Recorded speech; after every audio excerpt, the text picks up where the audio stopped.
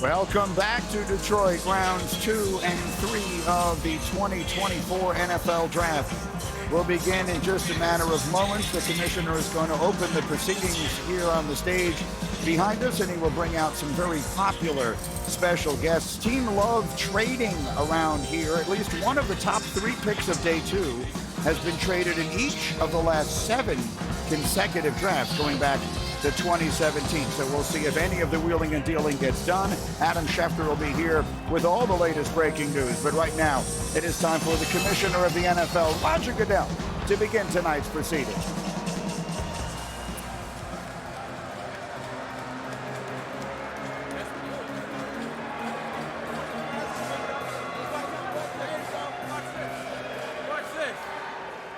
Let's go, Detroit.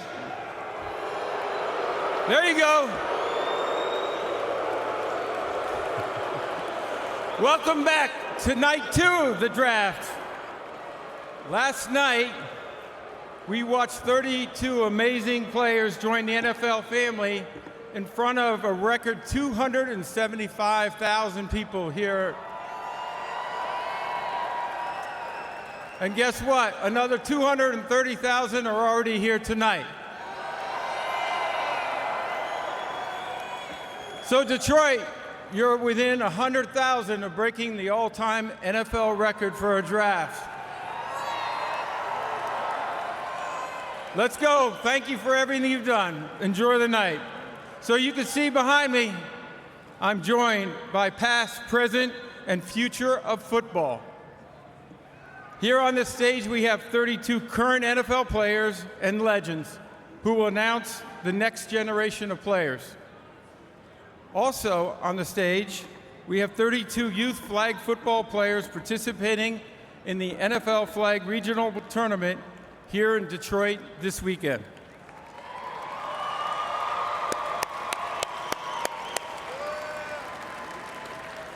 Thank you all for being here and representing our game. The draft is a celebration of all levels of football: youth, high school, college, and the NFL. Now, this state knows a little something about football, right? So in addition to the success of the Lions, there's another guy who had quite a year along with his teammates. What's up, Michigan? This crowd is amazing. I wish I could be there tonight, but I feel like some of my friends are in the house. Come on down, guys. Go Blue. Please welcome the 2024 College Football Playoff National Champions, the Michigan Wolverines.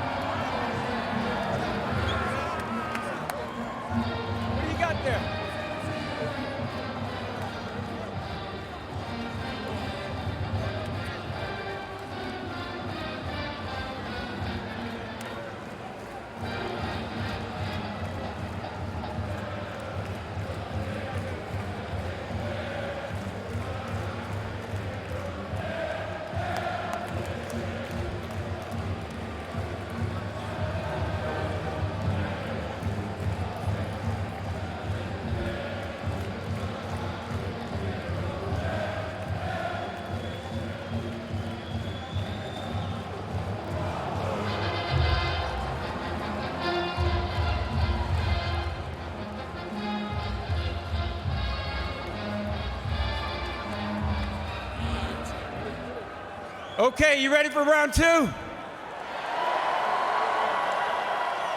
Round 2 of the 2024 NFL Draft is now officially open. The Buffalo Bills are now on the clock. All right, and away we go. The Buffalo Bills on the clock. They last night passed up 2 opportunities to take wide receivers. Speaking of wide receivers, Can someone check on Desmond Howard and make sure he made it through that little experience there? We can only imagine his reaction over on our ABC broadcast tonight. All right, the Bills on the clock here, Nell, what are we thinking? Wide receiver. You think about where we are right now in terms of the receivers left on the board with Adonai Mitchell, Keon Coleman, Ladd McConkey, Malachi Corley. This is a strong group, and this is a team that could have had Xavier Worthy. Let Kansas City go up and get him in their spot. Could have had Xavier Legette. Let Carolina go up and get him. Hopefully he'll become an outstanding target for Bryce Young. Obviously, Patrick Mahomes will love the speed, the ability to, in space, make things happen, and the punt return ability of Xavier Worthy. So the Bills got extra picks, but they still don't have that receiver. What they need is size and good hands, natural pass receiving skills. Keon Coleman has that. Adonai Mitchell has that. Now you're in the early second round, first pick at 33. I think it's got to be a wideout. Yeah, and I think the profile of the guy is important here, right? I mean, there's a lot of good slot receivers that are going to wind up going off the board. Or let's actually just say guys who have a large percentage of their snaps on the inside. They need an outside lane winner. They need a true one-on-one outside the numbers guy that Josh can continue to develop and have him become the guy he wants to push the ball to in critical situations. They have Khalil Shakir right now, who is a fantastic all-around weapon for Buffalo, and he's going to get better, and he had some great games this year. But they need that true number one, so I think body type and profile is important here. Yeah, I think I add to that from the receiver standpoint. They got to have one. And let's understand where they are in their program. Sean McDermott, their head coach, they've fallen short the last couple of years. They haven't been able to get over the hump. The wide receiver, they traded Stephon Diggs because he couldn't get along there in Buffalo. Him and Josh Allen kept butting heads. They got to get a receiver and bring him into that system and get him up to speed really quick, because the expectations aren't just to get to the postseason. The expectations are for them to go and compete with Kansas City and Baltimore. Yeah, they made a great move last year. They moved up and got Dalton Kincaid. Dalton Kincaid was Josh Allen's go-to guy. Yes. Make no mistake about it. Stephon Diggs was not late. Stephon Diggs had some critical drops. Case in point, the Chiefs game that they could have won on that last drive had he made that catch. Wouldn't have been a field goal. Maybe it would have been a touchdown. Bottom line is Dalton Kincaid is the guy that he goes to. Shakir is emerging. Now you add a Mitchell. Now you add a Coleman to that arsenal of talent around Josh Allen, and now you got something. You got to find a way now to get the right guy. Ladd McConkey, some were surprised Ricky Pearsall went ahead of him. Ladd McConkey had a back injury and an ankle, but he's a heck of a player when he's healthy. He's tough as nails, and he's got punt return ability. But what they need is size, some physicality outside. That would be Keon Coleman or Adonai Mitchell. Yeah, ultimately they need production, right? I mean, look, Stephon Diggs over the past 4 years had almost 450 catches. Okay, I don't care what happened in that Kansas City game. The guy was productive. Over the last 4 years, he was racking up yards. And you're right. It started to tail off at the end. Yes. Profile. A big, fast, high point, one-on-one, outside lane winner.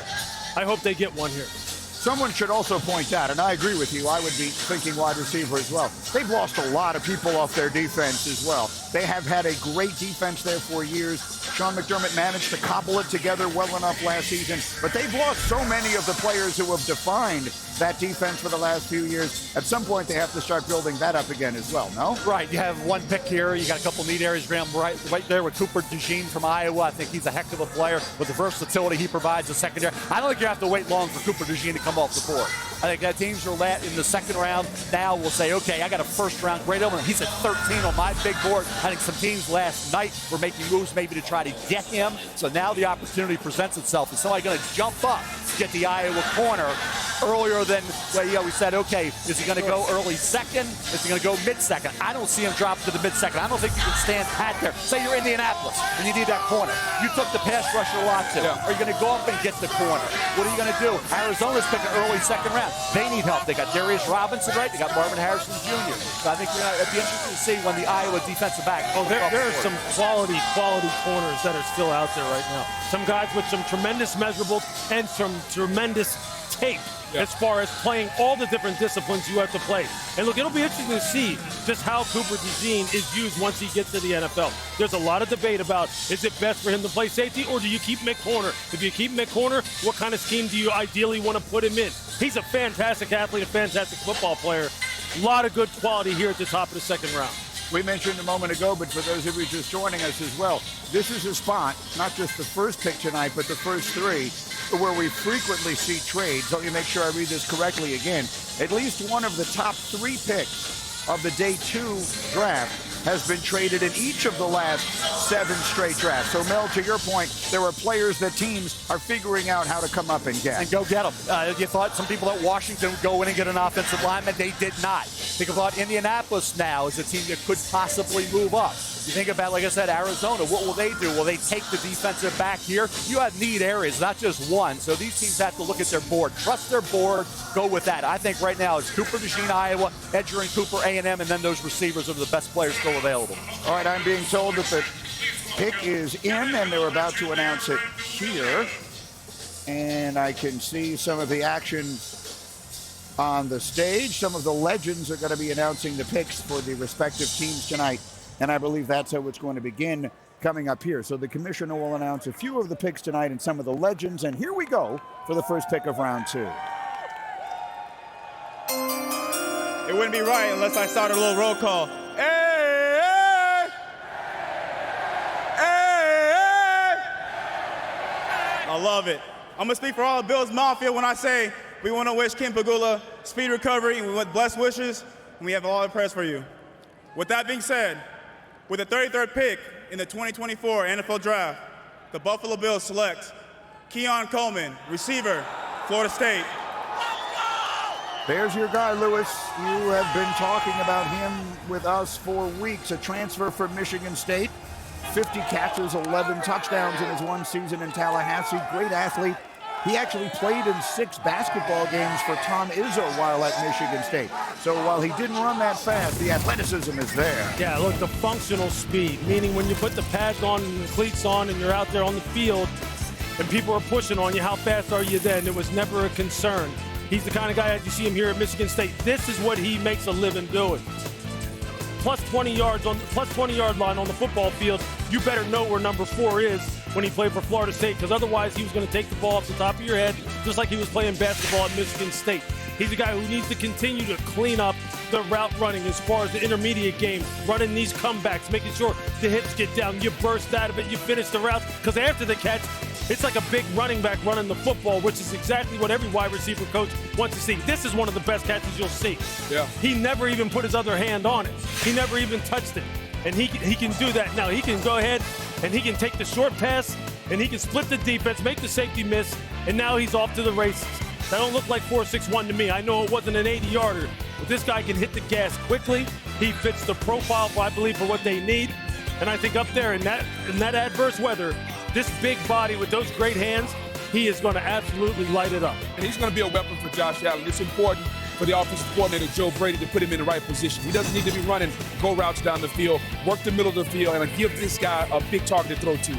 Guys, as I mentioned, we frequently see trades early in round 2. Adam Schefter, what can you tell us? All right, Greeny, we have our first trade of round 2 Friday night. You mentioned the number of trades that happened in this spot. The New England Patriots are scheduled to be up, but they have just traded the pick away to the Los Angeles Chargers, which means that Jim Harbaugh, Joe Ortiz, they are now on the clock. The Chargers moving to the 2-hole on Friday night. Yeah, they took Joe Alt last night with the 5th pick overall, and so what should we be expecting here from Jim Harbaugh? You know, wide receiver. This is what you need. You got to get Justin Herbert somebody to throw the football to. Quentin Johnston last year was a disappointment. He's got to step up in year 2. You have a guy like Palmer, you have Davis, but you need a wide out. You went for the O-line, which is new what their culture change was going to be. Be physical, Brooke, but in terms of wide receivers, Adonai Mitchell, Ladd McConkey, we talked about the receivers that are on the board. That's when we expected, early second round, for these kids to start flying off the board, and they started with Keon Coleman. I would expect it to continue here. Here, I was just going to say, here again, profile, right? Look at all the people that they have at wide receiver. They have big body guys. They have big outside lane guys. Now, you know, think about what the kind of receiver he had at Michigan in Roman Wilson. The guy who can kind of move into the slot a little bit faster, twitchier. Does he need that kind of profile? I think, look, Nick Saban was the one who I remember talking about this a long time ago, about building your wide receiver room like a basketball team. And it's something I really stuck with me and I really hang on to now. So if it is wide receiver, what's the profile? Is it the smaller, quicker, faster guy?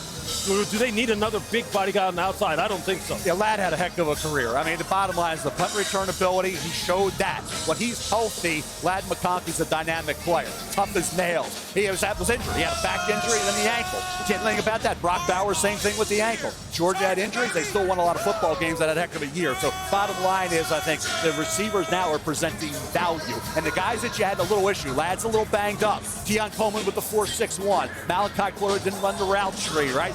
A.D. Mitchell, Adonai Mitchell, a little bigger, a little stronger. Now you can take guys, and you don't have to worry about anybody questioning a first-round pick for a guy has a little bit of a red flag. And when you look at how they want to play, they want to run the football, they want to be physical. So now you get somebody that can work the middle of the field with the play action, they'd be good. We're going to find out. Here we go. Jim Harbaugh's in L.A. He's wheeling and dealing. Here's the pick. Thank you. Thank you. This is rarefied air for a kicker. We don't usually show up in the second round. So for all the great kickers out there, thank you. So we have a trade. The New England Patriots have traded the 34th pick to the Chargers.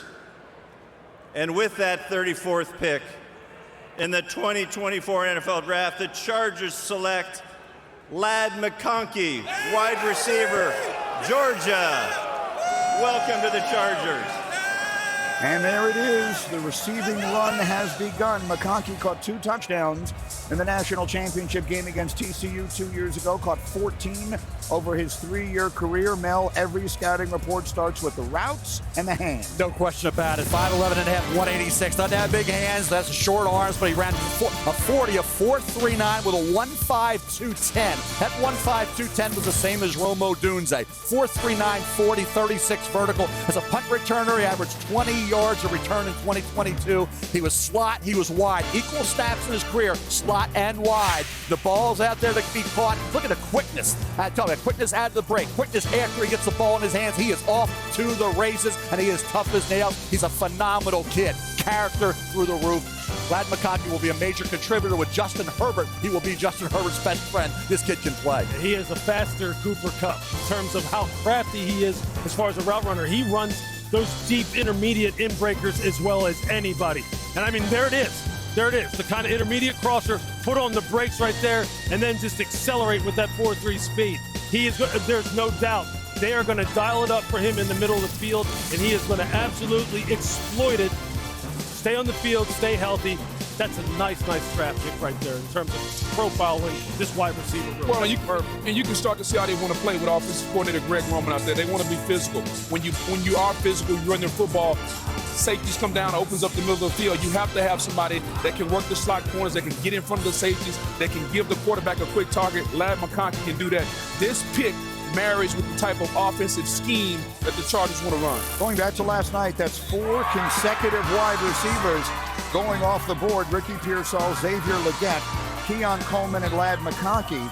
That is tied for the longest streak of wide receivers at any point in the draft in the common draft era. So we are seeing that wide receiver one. Yeah, we thought Greeny 7 or 8 in the first 7 went. We thought maybe another 7 in round 2. So that's a position where you can get guys that can be immediate contributors and present versatility in terms of the return game. With McConkey, that punt return ability, very underrated. All right, and I have more news for you guys. We have another trade here. The Cardinals were due to be on the board. The Falcons have moved up into this spot, and they have 2 minutes left on their clock to make their pick, the 3rd of round 2 here. So Atlanta, which made the stunning move of the night last night, taking Michael Penix early at quarterback with having signed, as we all know, Kirk Cousins there and everything else. What are we expecting for the Falcons here, moving up aggressively in round 2? Well, if you think about what we said last night in the first round, what do they need? They need defensive help. They need pass rush. They still need somebody to sack the quarterback. They got a backup quarterback for the next however 2 years they want, but they haven't been able to have a double-digit sack guy since Vic Beasley. So can they get after the quarterback on that side of the football? You start thinking about some of the rushers at the top, whether it's going to be inside, somebody like Johnny Newton to pair with Grady Jarrett to get after the quarterback. Whether it's inside or outside, they need pass rush. But their profile's been offense. They passed on a player like Dallas Turner yesterday. Could have given them that edge rusher to take the quarterback in Michael Penix. I think when you look at Atlanta, they could still use some offensive help, but the defensive side, talk about the cornerback spot, pass rusher off the edge. Arnold Ebiketie is a guy who has a chance. He played at Temple, then he went to Penn State. Ebiketie has a chance. He showed flashes. If he can develop, then you got something possibly. But right now, he's still a work in progress. I think with the corners that are on the board right now, I think that, to me, represents the best value on the defensive side. I mean, what passer, what edge guy are you going to go and get right now? Do you believe in Johnny Newton? Do you believe he could be a guy that could go right here, that can give you the kind of juice and push that you're looking for? There's a lot of good corners. There's a lot of good. Well, you got Cooper right now. You got Kool-Aid McKinstry. TJ Tampa, heck of a football player at Iowa State, a wide receiver in high school, has outstanding ball skills. There's a couple guys. There's no question. The quarterback spot has some good players. And you think about devalued positions. Devalued positions aren't just running back. Devalued positions are off-ball linebacker. Edgerrin Cooper at Texas A&M. They moved him around. He was coming off the edge. Most majority of his big plays were outside linebacker. Then you think about safety. Devalued position completely. Yeah, you know what? Spots, we're going to see guys that are good players get pushed down the draft. I'll tell you what, Baltimore is going to have, with the way in which certain teams that right now are continuing to play great defense. I understand what you're saying about the off-ball linebacker spot, but look, some of the best teams you continually see playing in the postseason, they have dumped money into that position. Yeah. If you look at San Francisco and their defense with Fred Warner, when you look what Baltimore has done down there, hey, and Edgerrin Cooper needs to come off the board and come off the board quickly. That is a fantastic player. Blitz, cover, run, hit. Yes. He can do it all. I'll say this, if they take a quarterback, we're all going home. I don't know what they are going to do. I have a suspicion that isn't what they're going to do. We've seen 2 trades here. This is a very common occurrence. These early picks, the teams have all day long to make their phone calls. You heard Adam Schefter mentioning it before. And so the Falcons, again, some of the legends coming out to announce the picks tonight. The Falcons making their selection here early in round 2. Good evening, Detroit.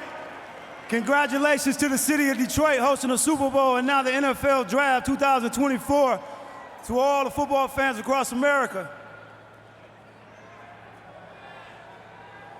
The Arizona Cardinals have traded their 35th pick to the Atlanta Falcons. With that 35th pick in the 2024 NFL Draft, the Atlanta Falcons select Rook Orhorhoro. Let's go, hey. I will help him out. It's Rook Orhorhoro, the defensive tackle from Clemson, born in Nigeria, moved to Michigan when he was 9, started 30 games for the Tigers. Great athlete, ranked first at his position group, Mel, at the Combine. Yeah, you think about it, born in Nigeria, 9 years old, he comes to the United States, and he goes through the prep ranks in Michigan. He's a basketball player, no football till his junior year in high school. Smart kid, 6'4", 294 pounds with long arms, ran 4.89 at the Combine with a 32 vertical. He didn't have great production. He had 4 sacks each of the last 2 years. That's it. But he showed flashes of brilliance, needs that polish to his pass rush arsenal, get that secondary move in fast fashion, better job of disengaging from blocks. But I'll tell you what, when he's on his game, he can explode into that backfield. He's got length, he's got strength, and he's got the desire. He's a guy who certainly was moving up, and people were looking at potential and what he could be if he's coached and gets more experience. As I said, didn't start playing high school football till his junior year, all basketball till then, and he's got a tremendous work ethic. Great kid, smart. Rook Orhorhoro. Yeah. Tremendous kid. The pass rush plan needs to be defined. The athleticism is there. I don't know whether he can 2-gap or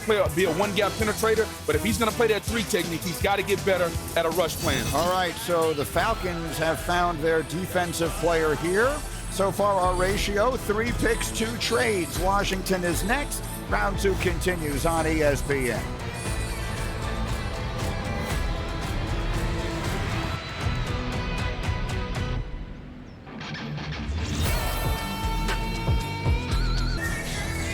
Welcome back to Detroit, our coverage of the NFL Draft. Our aerial coverage is provided by Goodyear. From their first step on the field to their first step on this stage, these players have drive. Goodyear, more driven. The Washington Commanders got things going last night. Second pick in the draft. They took the Heisman Trophy winner, Jayden Daniels. What a spectacular final season he had at LSU. It's a new era in Washington. New ownership, new head coach, new quarterback, and let's see what they choose to add to the mix. Their pick is in. They're selecting 4th so far here in round 2. Their selection is in, and we've had a variety of legends making the picks, and I believe we're about to have a very special moment you will really enjoy. One of the great players of all time, Darrell Green from Washington, is coming out on the stage with the commissioner, and I think you're all going to get a kick out of what we're about to see.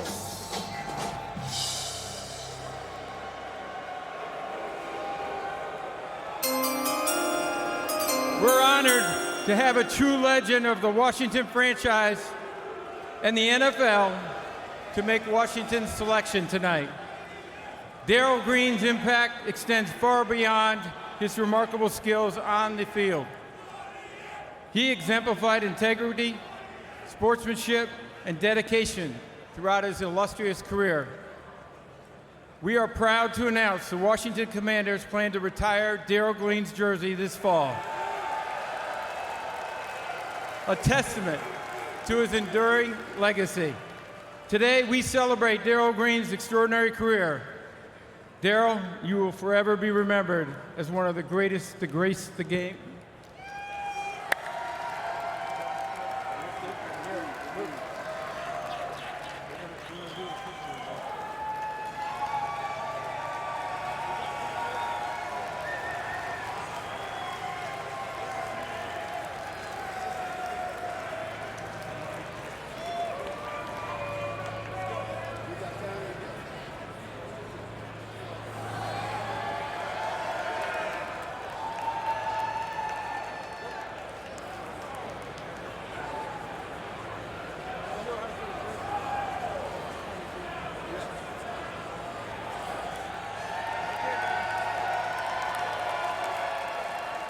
All right, all right, all right. There they go over there. Thank y'all. Thank you so much. Let me first say this. Hold on, hold on. Let me say thank you, Detroit.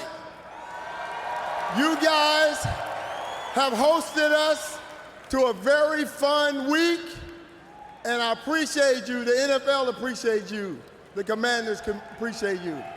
Thank you. Thank you, thank you, thank you. All right. Detroit, can I just say something to the DMV, the Washington area, and these guys? DMV and you guys, it's on, y'all. We got Jaden last night, and we're about to get back to work. It's on. Hey, and also, I'm back on the sideline, though. All right. I'm here for an important reason, to add to our tradition, to add to our success. With the 36th pick in the 2024 NFL Draft, the Washington Commanders select Jazon Newton, defensive tackle, Illinois. Let's go, Commanders. Thank you all. Detroit, we love you. Booger, you've been waiting to hear his name. He's out of Clearwater, Florida, Big Ten Defensive Player of the Year, capping off a super productive career in Champaign. 3-year starter, 18 sacks from that interior line position. Yeah, Greeny, I think he's the second best defensive tackle in this draft behind Byron Murphy. The quintessential 3 technique. What does that mean? You can line him up on the edge of the guard, and he can get vertical. 6'1", 300 pounds. Almost reminds me of a young Booger McFarland. Put your hand in the ground and get vertical. Wow. Hard to block. Low center of gravity. Doesn't matter how many guys you get him, one guy can't block him. Plays with extreme leverage. I love how he plays. And if you're Washington, you're making a position of strength already with Jonathan Allen and Daron Payne. Now you're adding Johnny Newton. So you have a rotation of guys that can play in the middle and play make and go sideline to sideline. Greeny, it's important now that you have guys that can run and chase. His athleticism pops off tape, his leverage, his quickness. I love how he plays. He'll be a guy that can make plays in the backfield, tackles for loss. And this sounds like a Dan Quinn type of thing, doesn't it? Yes. I mean, think of the defenses that he's built. What are they predicated on? Get off, right? Yes. Get off and penetration. Let's play on the other side of the line of scrimmage. Now, still though, got to get some help with this young quarterback. There's still some really good wide receivers here on the board that they could have used, that they could have picked right now. But look, as far as from a philosophical standpoint, does this guy match up the way they're going to want to play this defense? Absolutely. And now they've got 3 studs on the inside that will be able to wreck the pocket of many opposing quarterbacks. You're talking about Jonathan Allen and Daron. That's right. Yes. No team has more money committed to defensive tackles than the Commanders do, and now they add to that. All right, the Patriots traded back, and here comes their selection.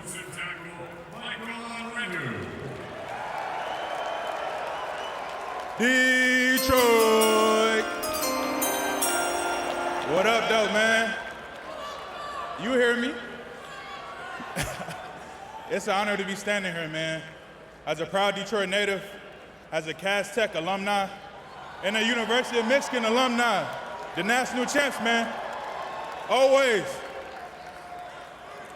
With the 37th pick in the 2024 NFL Draft, my New England Patriots select Jalen Pope, receiver, Washington. That's right, baby, that's right. Bluffton, Texas, played 1 year at Texas Tech, transferred to Washington, had a big final year playing opposite Rome Odunze with 69 catches and 9 touchdowns. Got a chance. Jalen McMillan was banged up. Jalen Pope kind of took over that role. He came there from Texas Tech, 6'1.5", 203 pounds, around 4'5'2", 37.5 vertical. He's got big, strong hands, body control, tracking ability, excellent. Precise route runner is something he needs to work on a little bit, but he put on a show when once Jalen McMillan got hurt opposite Rome Odunze. You see the throws coming from Michael Penix Jr. right on the money there. Think about what he did in terms of receptions, yards per catch, almost 17. Had some great games against Oregon during the regular season. Phenomenal game against Arizona State, Stanford, Texas in the semifinal game. 5 catches for 122 yards and a touchdown. Big receiver. You think about with Drake May throwing it up to a guy like Jalen Pope with that size, the physicality, with the big, strong hands. A guy, like you say, you talked about Odunze with the 9th pick. Now Pope and Jalen McMillan should come off the board sometime in round 2 or early round 3. Profile. Perfect pick. Big guy, 37.5 vertical jump. Works the middle of the field. Super smart. Love the pick. The record for most receivers in the first 2 rounds is 13. We may well be headed in that direction. Tennessee is next. We're back in just a moment live in Detroit with the NFL Draft.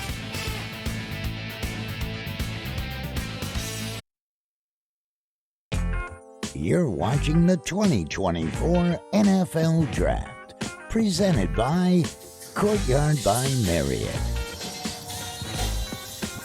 All right, we've already had 2 trades, 5 picks tonight in round 2. Mel, who are the best available players that still remain? You look at the defensive backfield, and you see a Cooper DeJean can play safety, can play slot corner. You think about Edgerrin Cooper, inside, outside presence at A&M. A lot of tackles for loss and sacks.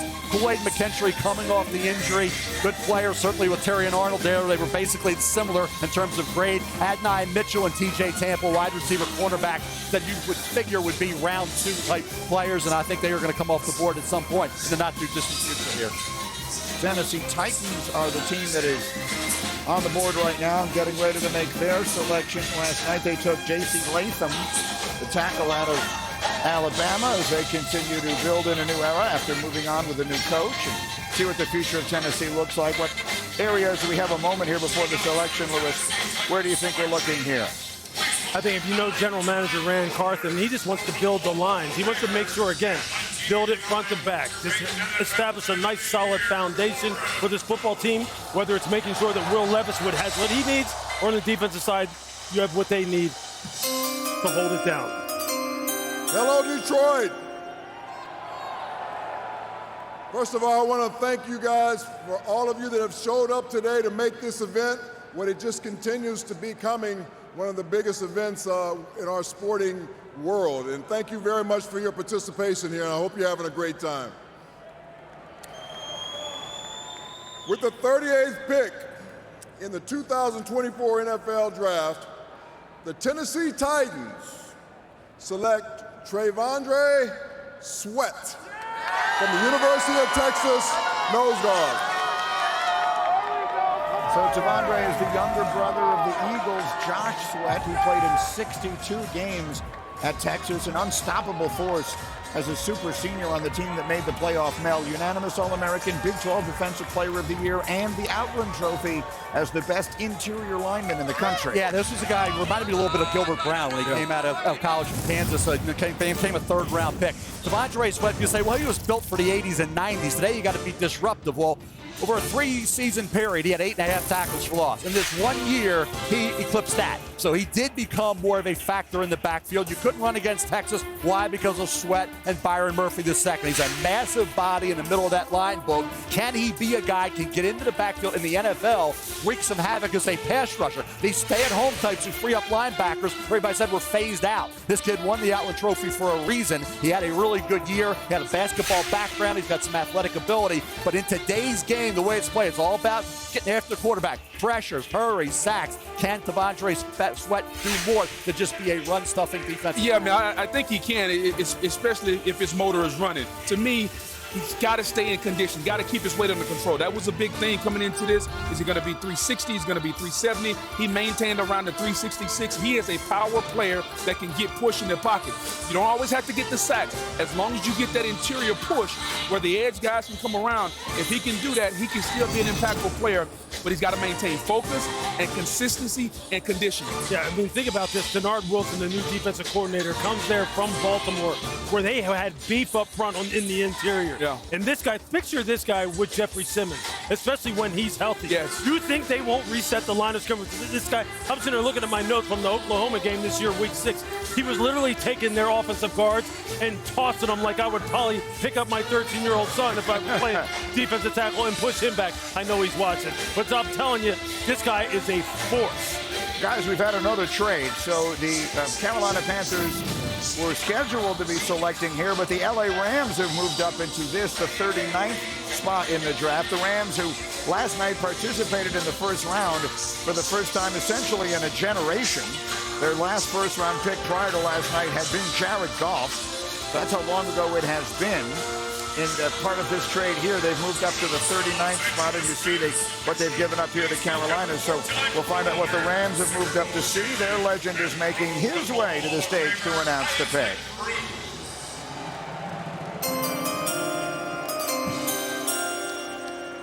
What's up, Detroit?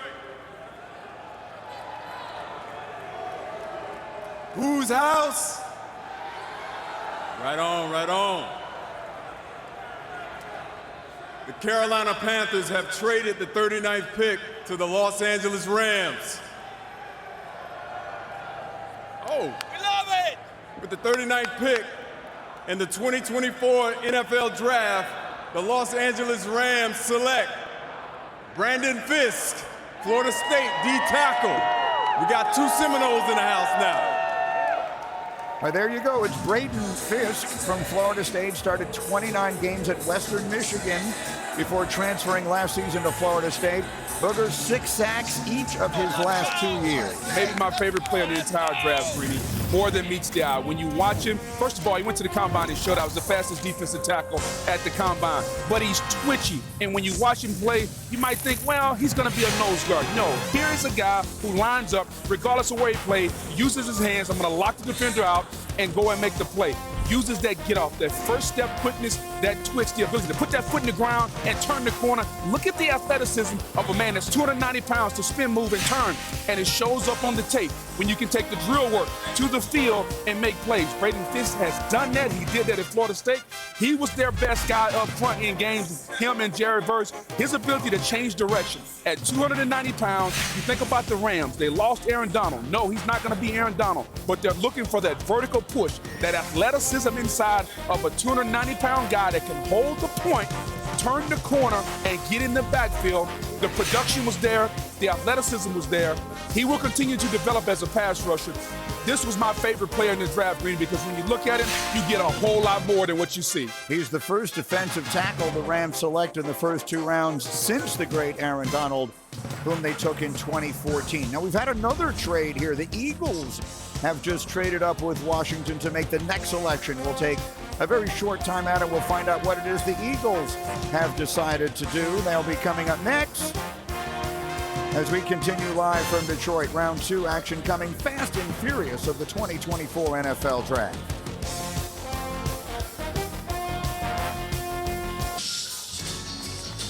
Back in Detroit, the Eagles have traded up here in the second round, the 40th pick in this draft, making a deal with Washington after last night selecting Quinyon Mitchell, who unexpectedly dropped a lot further in round 1 than we expected them to. This is a team that desperately needed help all across that defense, particularly in the secondary. They've moved up aggressively here, and we'll see in a moment who they're taking. I can also mention, everyone, that the Saints have moved up in the spot behind them. So the 41st pick, which belonged to Green Bay, that was the pick the Packers got in the Aaron Rodgers trade. They've now dealt that to New Orleans. So it will be the Eagles making their pick here momentarily. and then the Saints will be choosing after them. So here we go, the Eagles legend making his way to the podium to announce who they've traded up to take.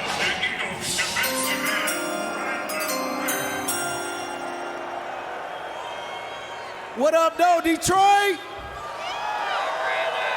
Hey, first off, I want to say, go blue all day, baby. Hey, E-A-G-L-E-S, Eagles. And y'all already know, all day, Dallas sucks, all day. Let's go. Let's go. Hey, but you know, it's an honor to be here in the hometown of my city of Detroit. And, you know, 14 years ago, the Eagles have definitely changed my life. And, you know, to be a part of this organization going on my 15th year, I'm definitely excited to be able to announce this pick. And the Washington Commanders have traded the 40th pick to the Philadelphia Eagles. And with the 40th pick in the 2024 NFL Draft, the Philadelphia Eagles select Cooper DeJean, DB, Iowa. Let's go.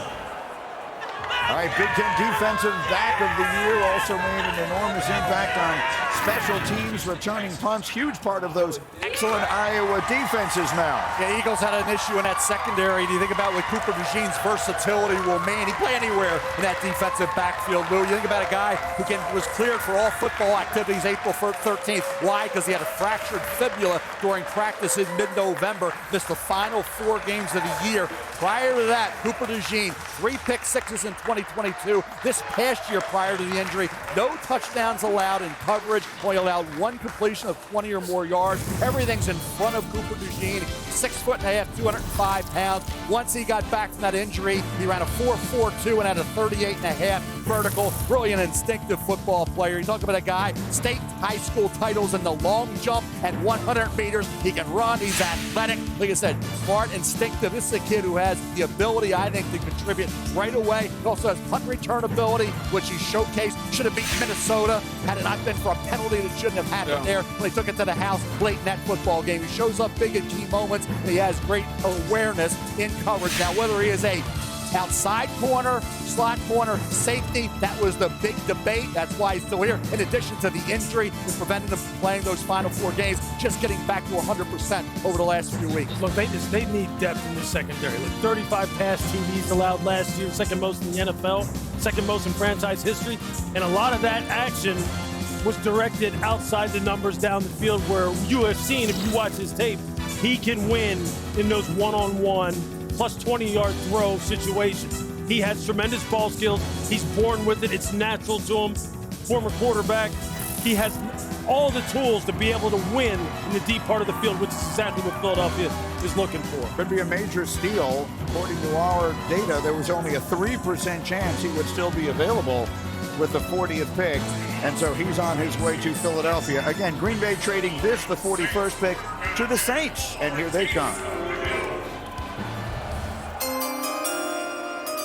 All right, what's up, Who Dat Nation? All right, let's get right to it. The Green Bay Packers have traded the 41st pick to the New Orleans Saints, and with the 41st pick in the 2024 NFL Draft, the New Orleans Saints select Kool-Aid McKinstry, DB, Alabama. So there he goes. He slid into Patrick Surtain's spot at Bama as a true freshman and has arguably been the best corner in the country the past 2 years, also returning punts for the Crimson Tide. I'll repeat, this is the spot that Green Bay had originally traded for Aaron Rodgers from the Jets. Now it is the Saints who move in, and Mel Kool-Aid is headed to New Orleans. Kool-Aid has been there since day one for Nick Saban. He really was the star prior to Terrion Arnold developing. Gets a little grabby at times, but he improved on that.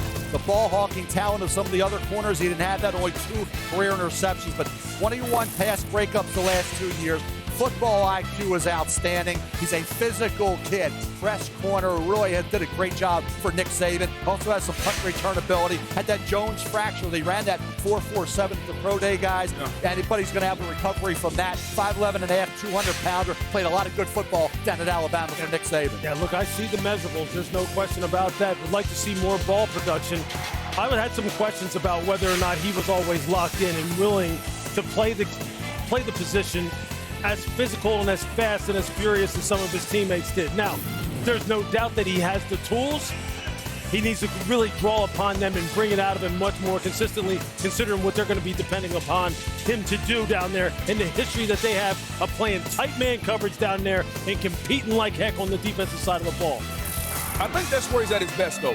Up there with his hands on the guys. I think in that system, they can see him, putting him in a position to do what he does best, which is be up close. You don't want him in off coverage. Get him up close. Let him get his hands on the defender. He seems more comfortable in that spot. And let's just address what we know everyone is wondering. His actual given name is Ga'Quincy, but his grandmother thought his smile looked like the Kool-Aid Man when he was a baby, and that name has stuck. Have you ever had Kool-Aid, Greeny? In my life, yes. Okay, just making but it's been a while. I'm just making sure. It's been to mix the powder with the water, right? And you got to add some sugar in there, too. A lot of sugar. A lot of sugar. All right, here we go. Houston, surprise success team in the NFL last year, ready to make their next selection. H-Town, where we at, baby? Yes, sir. Let's go ahead and get straight to it. With the 42nd pick in the 2024 NFL Draft, the Houston Texans select Kamari Lassiter, defensive back, Georgia. All right, so a lot of corners going here. Here's my favorite note of the entire draft, Mel. Kamari Lassiter won more national titles in his college career than he allowed passing touchdowns while playing for those legendary Georgia defenses. Yeah, 5'11 and a half, bringing 186 pounds. He only had, when you think about production, ball production, he didn't have a lot. One career interception, no touchdowns allowed in 390 coverage snaps. Played press, he played off. Wide receivers were in his hip pocket. He did a good job. You watch him here. This was really consistent all year with what I saw of Kamari Lassiter. He didn't have the 4.35, 4.40, ran 4.52, but he transitions well. He can plant and drive, good instincts, good tackler. I like Kamari Lassiter. I think he's a good football player. Had he run faster, he was in the late first round discussion. No question. I think his competitiveness, his toughness, his instincts is better suited inside more than outside. I think when you look at how he plays, how physical he wants to be, you put him inside, I think he's a better football player. There's no question, had he run faster, he would have came off the board on the first day. There's nothing he can't do. He does everything you ask him to do. Down in Georgia, they played a lot of two high safeties, kind of protect him a little bit. Yep. He's the ideal two-man corner, meaning playing man under with safeties over the top. He has tremendous, just absolutely lights out route recognition instincts. Had he run faster, he would never have been here. The Texans, for the great season they had, their secondary was 29th in completion percentage allowed, so this was an area of need. Round two continues in just a moment. It's the draft on ESPN. The 2024 NFL Draft, presented by Courtyard by Marriott, is brought to you by New Taste of KFC deals, starting at just $4.99. Back in Detroit, round two of the NFL Draft continues. Arizona on the clock. Mel, who are the best players still available? Well, you go right to a guy. We talk about the devaluing of a position like off-ball linebacker. Edgerrin Cooper from Texas A&M had a heck of a year. He was dominant inside and outside off the edge. Adonai Mitchell with that catch radius and those great hands still there. Worked opposite Xavier Worthy at Texas. TJ Tampa, I said underrated. I expect him to drop a little bit. I think he's going to be a steal coming off the board. Adisa Isaac didn't have great measurables, and I think teams are now going to look at him in that late second round area because that. Had he tested better, would have gone higher. His production was better than Chop Robinson. Arizona trading down here. Atlanta moved up a little earlier this night for the 32nd pick, which is how the Cardinals wind up here at 43. They had a very active night one, taking Marvin Harrison Jr. and Darius Robinson in round one. And here we go, and Leonard Davis is set to make their second round pick tonight.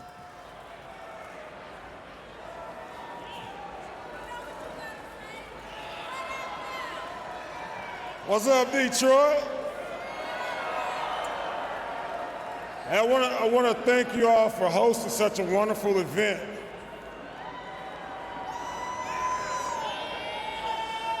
Where's all my Cardinal fans at?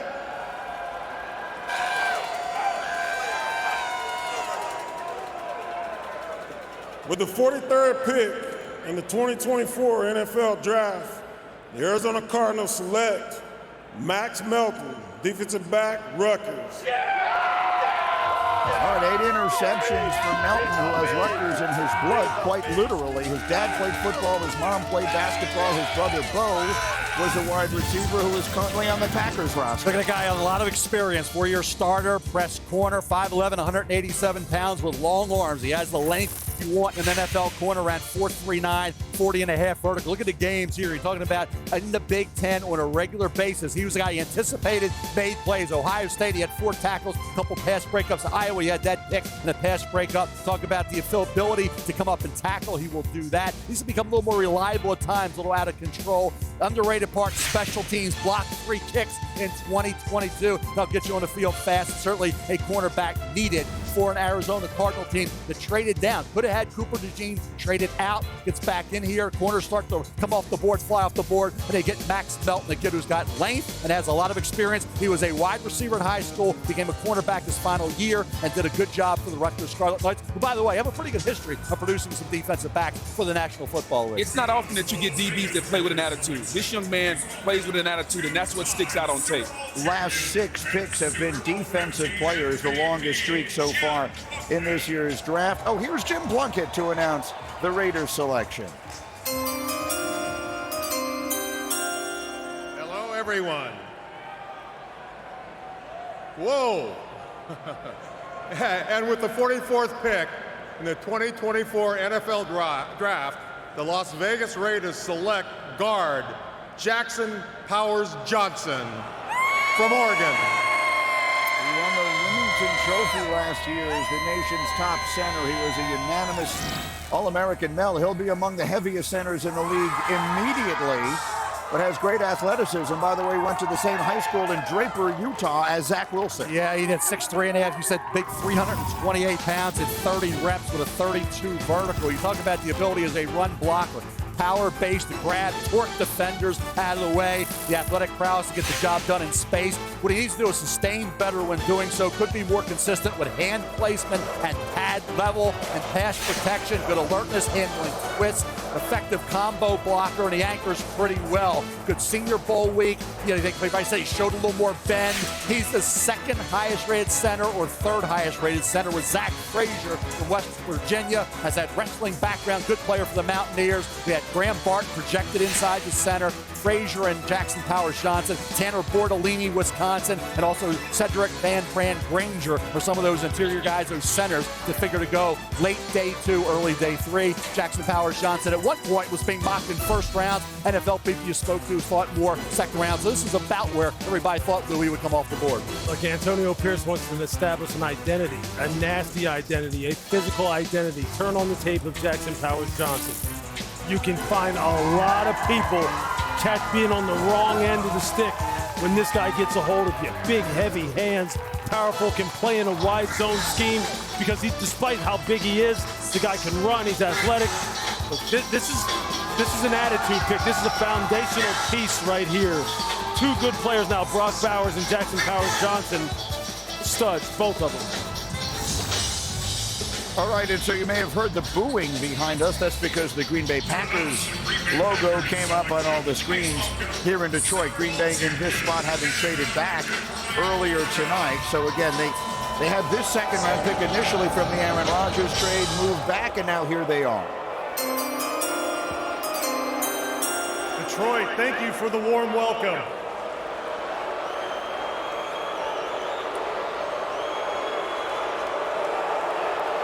With the 45th pick in the 2024 NFL Draft, the Green Bay Packers select Edgerrin Cooper, linebacker, Texas A&M. All right, there you go, Mel. You've been waiting for this name. He can do it all on the 2nd level, play inside or go on the edge and rush the passer to the tune of 8 sacks last year. Yeah, you had off ball was a neat area for the Green Bay Packers, and Lou, this kid does nothing but make plays. 6'2", 230 pounds, long arms, ran 4.51.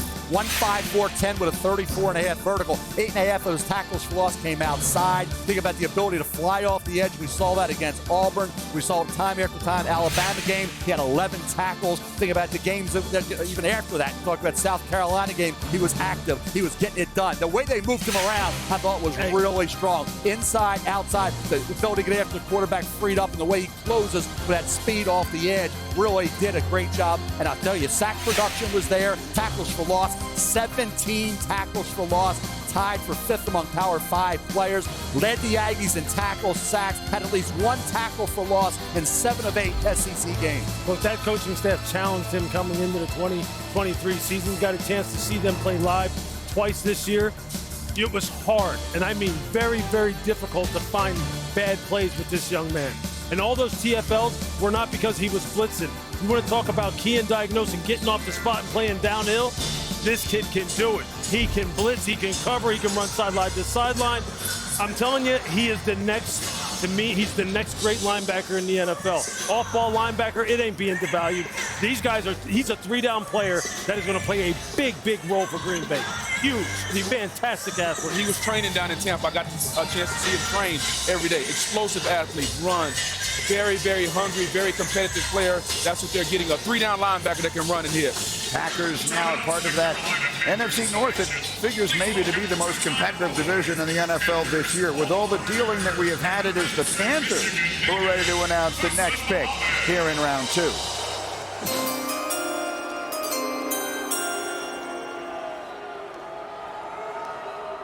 Detroit!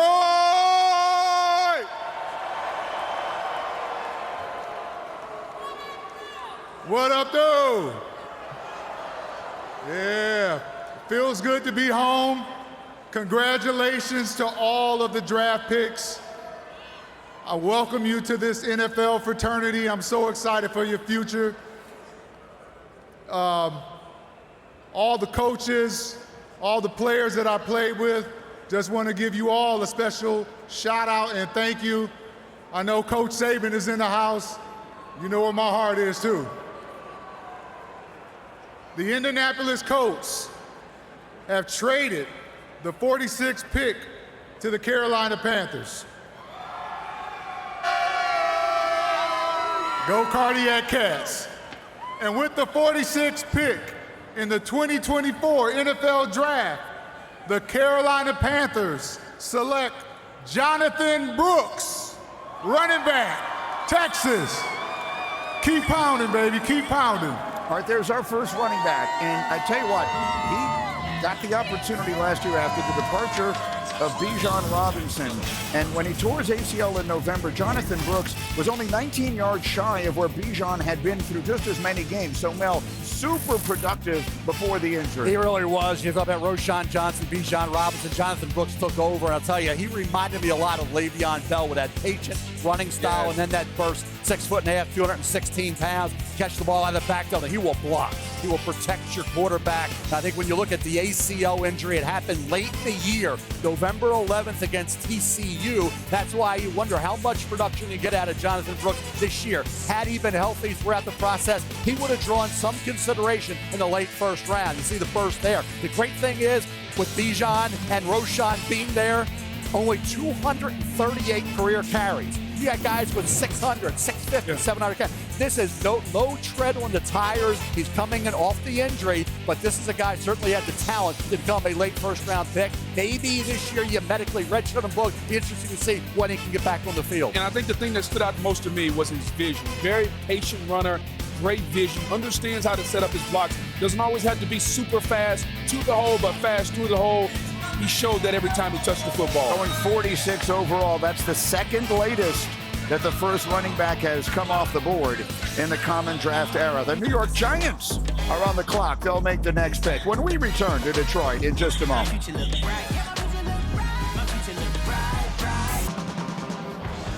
Welcome back to the 2024 NFL Draft, presented by Courtyard by Marriott. Just about midway through round 2. Picks have been coming quickly. A lot of trades here, as we usually get in the second round.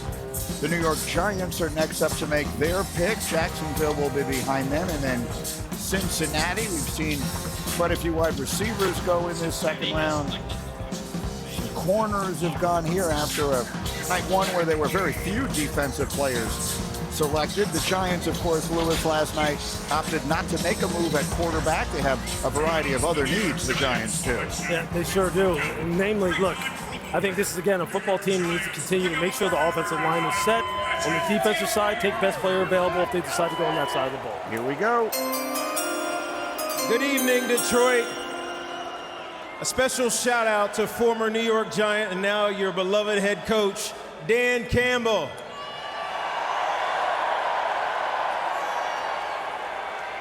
I see you, G-Men.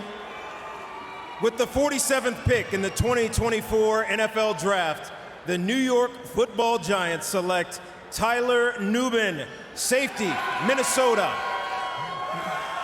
All right, for the G-Man, he's Minnesota's all-time leader with 13 career interceptions in 55 games. First team All-America last year, Lewis. Yeah, he's really the ideal safety in terms of his body type. About 6'1.5", 200 pounds. What really makes Tyler as good as he is the fact that he plays the position true to the way it's supposed to be played in terms of key and diagnose, play entry, run and pass, and finishing plays that last third of the down. You see it right there.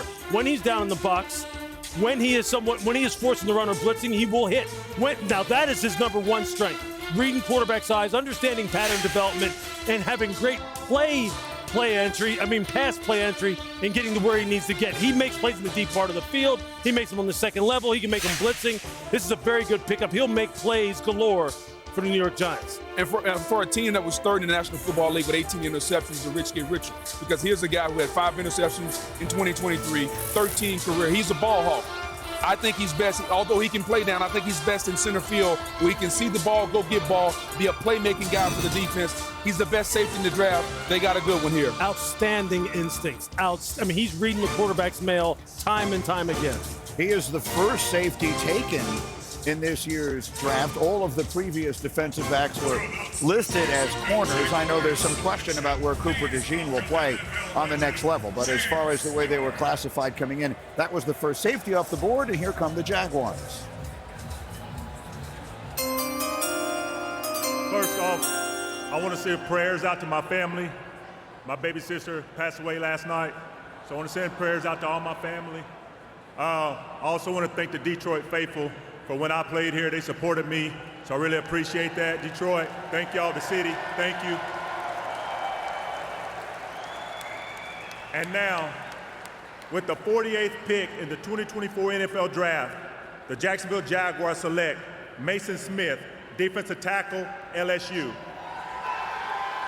Oh, well, if only we had a defensive tackle from LSU here to give us a little rundown on this player who bounced back last year after tearing the ACL the season before. First player in LSU history to wear the uniform number 0. Yeah, Greeny. If you go back to his freshman year, he was absolutely outstanding. This guy is an athlete. He's got to get back to where he was his freshman year. 6'5" and 300 pounds and can absolutely move. Last year, you could tell he was coming back off the ACL, but he showed flashes, the ability of a guy that big that can lock and make plays. The pass rush plan still needs to be developed, but the athleticism, the length, the ability to play the 1, the 3. He can be a 3-4-5 technique. He can be a 3-4-4-I. He can bring versatility to your defensive line. The key, can your defensive line coach get it out of him? Can you get him to play like he did his freshman year when he was a freshman All-American and burst onto the scene?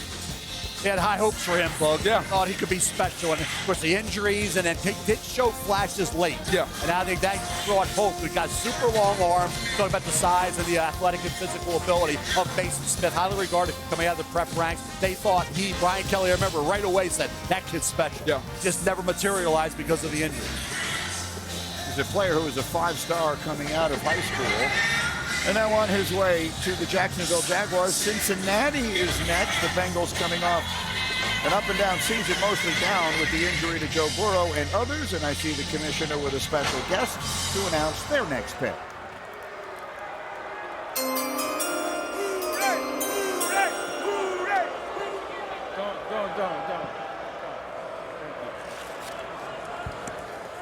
The National Urban League is one of the NFL's Inspired Change partners. As part of that work, the Urban League launched a pilot program across Ohio this past year to ensure that economic opportunity is a reality for all. Together with the Bengals, we believe in breaking down barriers to opportunity, which is why we're so honored to welcome Christy Coons, President and CEO of the Urban League of Greater Southwestern Ohio, to announce the Bengals pick tonight. Christy, thank you and your team for a great work happening in Cincinnati and Dayton. Stage is yours. Thank you, Commissioner. Let's get it, Who Dey Nation. Who Dey, Who Dey. With the 49th pick in the 2024 NFL Draft, my hometown team, the Cincinnati Bengals, select Chris Jenkins, defensive tackle, Michigan. Let's go! Well, that'll be a popular pick here in the building. He's a player whose family you know well. He's the son of Chris Jenkins, who was a first-time All-Pro twice for Carolina, and the nephew of Cullen Jenkins, who won a Super Bowl with Green Bay. The first thing that jumps out with this young man, the hands. Plays with heavy hands. He's got some of the heaviest hands you see. The ability to shock and shed and get on the exterior and make plays just absolutely jumps off the tape. Whether he's a 4-3-1 or 3-4-in, he will control the middle of the field as far as understanding leverage, playing with his hands. The power sticks out to me, Lewis. Yep. His ability to control with hands, with power, really jumped out, just like his dad who played at Carolina. Yeah, I just wrote down leverage, leverage, leverage every time I watched him play. Pad level, come off the ball, fast hands, reset the line of scrimmage. Actually, he looked good rushing from a two-point stance when they moved him around and stood him up on the interior. Can they get him to finish now on the interior? That's exactly what they need, right? They need interior pass rush push. That's what they haven't had to go along with what Trey was able to give them, Trey Hendrickson on the outside and Sam Hubbard on the other side. If they can develop his pass rush, if Lou Anarumo, the defensive coordinator, can get him to finish, it's a perfect pick in terms of what they needed in terms of pass rush. He plays hard, though. He does play hard. He only had 7.5 tackles for loss and 4 sacks over the last 2 years. To your point, more big play production is needed. Yep. All right, and so Washington again moving around in this second round, and they're ready to make their second pick of the night. Detroit, what up, dude? With the 50th pick in the 2024 NFL Draft, the Washington Commanders select Mike Sanderstill, defensive back, Michigan. Okay. So there's back-to-back national champs, the corner who primarily played wide receiver his first 3 years in Ann Arbor and then shifted full-time to the defensive side 2 years ago. You know, sometimes, Greeny, it's not the size of the dog in the fight. It's the size of the fight in the dog. And this young man has a ton of fight in him. I think he's the best nickel back in this draft, the guy that can play inside. And when you play inside, you got to have the ability to have no fear. Come up and make a tackle on a quarterback. It doesn't matter if he's 20, 30 pounds bigger than you. It doesn't matter to Mike Sanderstill. Now, when you're in that nickel spot, you're essentially the third linebacker. Can you come up in a blitz formation and bring it off the edge? Can the defensive coordinator count on you? And also, nickels, you got to be able to cover. Can you cover guys underneath, come up and make tackles? I played with one of the greatest nickelbacks who finally got to the Hall of Fame, and Rondé Barber. His ability to play man coverage, to come up and tackle, to blitz was there. I'm not saying this young man is Rondé Barber, but he possesses all the skills, whether it's run coverage, whether it's blitzing. And then the thing I love, when the ball is in the air, can you catch the football in zone coverage, reading, diagnose the quarterback's eyes, and then make something happen? I think he can be the best nickel back in this draft. His skills translate really quickly to the National Football League. Yeah, obviously, look, Gus Bradley sees a definitive role for him. He's not an outside guy. You're going to leave him inside. Just think of Taron Johnson, who plays for the Buffalo Bills. Reminds me a little bit like that, right? A guy who's just super instinctive, understands pattern development, not going to be in bad position, and he's going to tackle. He is the third Michigan player drafted so far in this 2024 class here in their home state, coming off winning a national title. The Steelers are next. We'll be right back. We're back in Detroit. Our aerial coverage is provided by Goodyear, celebrating the drive it takes to travel from the roads of college to the pros and beyond. Goodyear, more driven.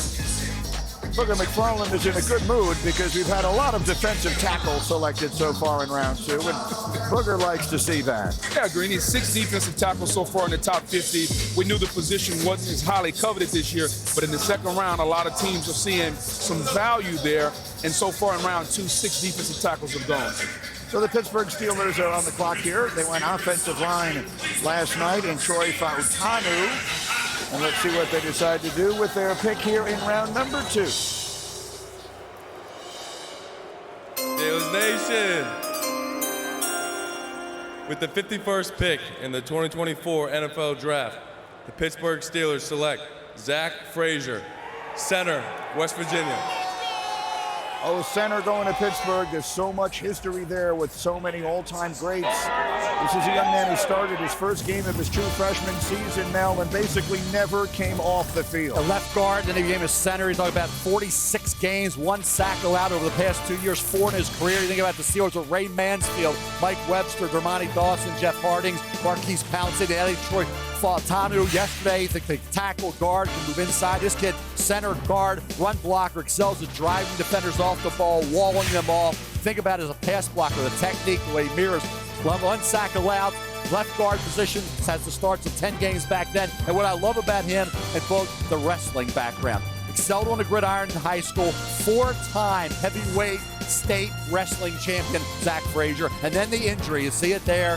He would have been maybe a little bit higher. We talked about Jackson Powers Johnson, went ahead of him. He may have gone ahead, been the second center off the board behind Graham Barton, coming back from that injury.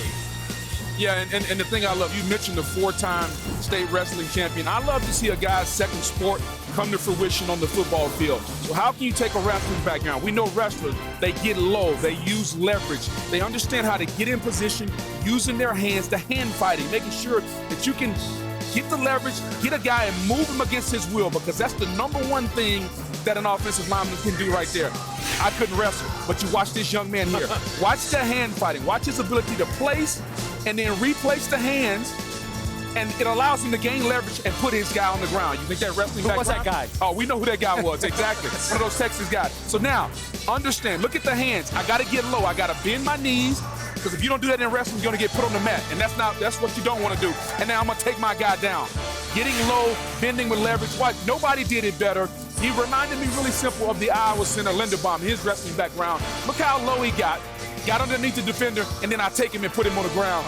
I love to see when your secondary sport comes into your primary sport, it shows the athleticism of this young man. Old man wins in football. Excellent. And I'll tell you what, the point of emphasis, and I always talk about this, when you have an issue, do you go after it? You attack it. The late, great Bill Walsh, when I had a chance to talk to him, said, hey, if you got a problem, don't go 1, go 2. He needed defensive backfield help building those Super Bowl teams. Granted, 4, 3 high, and then a 4th in the later portion of the draft. Now you get the kid in Troy Fautanu, you didn't think would be there, and then Frazier double up on the offensive line. One of the number one things that Mike Tomlin said that they have been missing is a guy with Marquise Pouncey's attitude. Every time you see Zach Frazier, every time you grade him on a play, you will never not grade him a positive in terms of the way he likes to finish. The same way Pouncey likes to finish. The same way Broderick Jones likes to finish now, their starting right tackle. They are building a bully in Pittsburgh on the offensive line, which is exactly what they wanted to do after they came out of last season and how disappointed they were. They're on their way now. The Indianapolis Colts next to choose. Detroit, what up, though? First off, just want to say thank you to the Irsay family, to the Colts organization. I'm a 7th round pick, man. I ain't even supposed to be standing on this stage right now, man. Shout out to all the guys. I just want to take this moment to just give a special shout out, rest in peace to Corey Cunningham, rest in peace to Vontae Davis. We got to love and support our players much longer after they walk across this stage and their playing days are done. You know, I just want to give a round of applause to all the players. With that being said, with the 52nd pick in the 2024 NFL Draft, the Indianapolis Colts select Adonai Mitchell, wide receiver, Texas. Let's do it. There he goes. A.D. Mitchell began his career at Georgia, won 2 national titles, transferred to Texas, played 5 playoff games in his career, Mel, caught a touchdown in every one of them. You talk about size, 6'2 and a quarter, 205. Could add a little weight to that frame, get a little stronger. 39.5 vertical, 4.34 speed. Great hands. Didn't have a drop this season. The ability to adjust to the poorly thrown ball, guys. He showed that on a regular basis. 82% of Adonai Mitchell's receptions went for first downs. See it here. This is against Georgia. You talk about getting ability here before he moved on to Texas. He's catching passes for the Bulldogs. So you get it done at 2 elite programs for Georgia and the Texas Longhorns. And then you talk about testing well like he did, the length, the ability with the speed. You talk about the hands, the concentration, the body control. You talk about before Texas, he played in 21 games. He had 15 starts for Georgia. He comes to Texas, he's Big 12 Newcomer of the Year. Talk about 55 catches, 11 touchdowns were career highs. Talk about 11 touchdown receptions, tops in the Big 12. The production was there. Xavier Worthy obviously cleared it out with that speed. But Adonai Mitchell made a lot of big catches. I wish on that last drive that had thrown it up to Adonai Mitchell a little more when he had a shot down the field in that semifinal game. Exactly. Look, the Colts need guys who can score touchdowns. Yeah. Michael Pittman Jr., only wide receiver with 4 touchdowns. I mean, he led the team with 4 touchdowns. It's not good enough. And that needs to now go ahead and realize all that potential that he has and play consistently. So that's a nice little group that they have at wide receiver that they're building up now. Alec Pierce as well, who's on the roster now. A good draft so far, I think, for the Colts. The Washington Commanders will be next up to pick, having moved up and down the board in the second round. And we'll find out who they'll select right after this.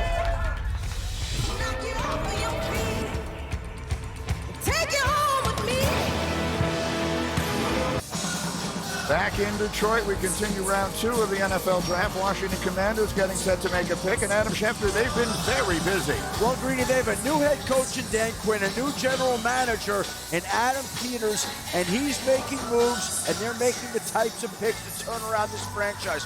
Already you see them take Jaden Daniels, who one head coach said is Lamar Jackson 2.0. They go ahead and take Johnny Newton round 2. They take the Michigan cornerback, Mike Sandersville, who many people believe can be an ace nickel cornerback, and now they're back on the clock. They can use a tight end in this particular spot, but they've done a tremendous job at upgrading the roster already. With all those picks, so far they seem to be making them count. Lewis, it's a new era there in every conceivable way. Yes, new coach, new ownership, new attitude, and now some new young stars. Yeah, and you can see that, look, they're building this team in the image of a combination of what Adam Peters had in San Francisco, and then obviously what Dan Quinn, especially with the pick of Johnny Newton, was used to in all of his days as a defensive coordinator and as a head coach in Atlanta, and then the defensive coordinator in Seattle and Dallas. Here comes Darrell Green to make it a pick. Yo! All right, I'm back with the 53rd pick in the 2024 NFL Draft. The Washington Commanders select Ben Simmons. Give it up, give it up. A tight end, Kansas State. Tight end, Kansas State. That's what I said. Thank you very much, Darrell Green. 2-time first-team All-Big 12. Great athlete, led all tight ends at the Combine in a variety of different categories. 48 on the big board, second highest rated tight end in this draft. You can move him around. He can be the fullback, H-back, move tight end. You can do a lot of things like Georgia did with Brock Bowers, Kansas State did with Ben Sinnott, 6'4", 250. He really tested well. 4'6", 40, 40 vertical, makes things happen after the catch. He had a career year, 49 catches, 6 touchdowns, all career highs. Like Iowa State, the final game of his career, 10 catches for 136 yards, 10 receptions, Cyclones most by a tight end in a single game in school history. Kid has size, he has versatility, do a lot of things with this kid for Jaden Daniels with the Washington Commanders. Yeah, that's the thing. His versatility is his #1 trait. I know the testing numbers are off the charts. That 40 vertical jump, I was shocked when you go back, I look at these numbers after watching the tape to see if they kind of match up. I didn't see that kind of athleticism, but his versatility, position versatility, work the middle of the field, be a dependable pass catcher. But that's throwing the football over the middle of the field. That's something that Jaden Daniels can do. He can throw the football on time, see the entire field. This is the kind of guy who can wind up being a security blanket for him early on in his career. Yeah, and if you think about what Jaden Daniels had down at LSU, he had Mason Taylor, which is Jason Taylor's son, playing tight end. He had that security blanket across the middle of the field. So now you get another athletic tight end. It'll be very familiar for Jaden Daniels. They need help at that position. Shefty mentioned it. The Commanders don't have a tight end on their roster that's ever caught a touchdown who's under contract past this coming season. All right, the Cleveland Browns will make their first pick of this draft. Coming up right now. What's up, Detroit? I'm very proud to be representing my Cleveland Browns tonight. It's especially meaningful for me because they drafted me in 2016. And it's very meaningful for me because I'm here with Peggy Reisky, the founder and CEO of the Trevor Project. They do incredible work for crisis intervention for our LGBTQ youth, and it's really, really a great job. Thank you very much. Thank you for the Browns for having us. Thank you for the NFL for their continued support of me, of Peggy, of Trevor Project. So let's get down to business. With the 54th pick in the 2024 NFL Draft, the Cleveland Browns select Michael Hall, Ohio State defensive tackle. Go Browns. Four-star kid out of the Akron area, so he stays local. Limited experience, shoulder problems led him to starting just 12 games, but he did have 6 sacks. And the first thing that jumps off to me is his quickness. With another guy, 6'1" to 6'2", 280 pounds, but he's got that first step quickness. And anytime that you're running a 4-3, you're looking for a guy that has that twitch that can get upfield. The problem is, didn't see it enough, limited experience. But when he's in there, he shows flash, he shows the quickness, the ability to play A-gap to A-gap, B-gap to B-gap. Down at the Senior Bowl, I thought he was the best pass rusher on the interior at the Senior Bowl. He can play basketball on grass, the ability to give you the crossover, make the offensive lineman lean one way and go back the other way. The upside is truly there. I just didn't see the consistency of the flashes that he showed. He needs to show them more. Yeah, I'll tell you, that first step quickness, though, you're right, is there. What's the number one thing you know better than anybody that interior pass rushers or edge pass rushers need? They need snap reaction, ball reaction to give themselves a shot. And Cleveland needed that. They need somebody on the interior to give them some push. And he's a guy who's a perfect project. Perfect project because of the way he plays, the screen recognition, the block scheme recognition in the run game. It's all there for him. Just can you finish off now with more sacks and pressures? Because he has the physical tools to do it. Well, the thing is, too, Lou, heavy hands and all that, and the pass rush potential is a 3-technique run block. You talk about in run situations, stuff in the run, holding the point, bringing up line. That's not going to be his game. His game's going to be getting upfield and being able to disrupt those, because he will be a liability in the NFL against the run. So he's kind of built for the way the game's played today. We talk about Devontae Sweat, that guy, that run stuffer. That's not Michael Hall's game. You can move him out. So he's going to have to be a pass rusher to have value in the second that's exactly what they're asking for. They were in the bottom quarter in the league in terms of production from interior rushers getting pushed. They have fantastic. Look, Myles Garrett can handle it from the outside. Myles Garrett is the guy that's going to get the double team. So if you think about, they need a guy that can win one-on-one inside to make them pay for double teaming Myles Garrett on the outside. Not going to be particularly well-traveled. He grew up in Akron, then went to college in Columbus, and now he's going to Cleveland. And that's 7 DTs in the second round so far. Booker is in his glory, seeing all of these defensive tackles going off the board. Michael Hall, by the way, we talked about his performance at the Senior Bowl. He was voted the top defensive lineman on his team at the Senior Bowl by the opposing players. So we have seen the flashes of greatness from him. The Miami Dolphins are up next year after a season that began with such promise. Injury problems at the end really hurt them. Early playoff exit and a cold night in Kansas City. They're set to make their next pick.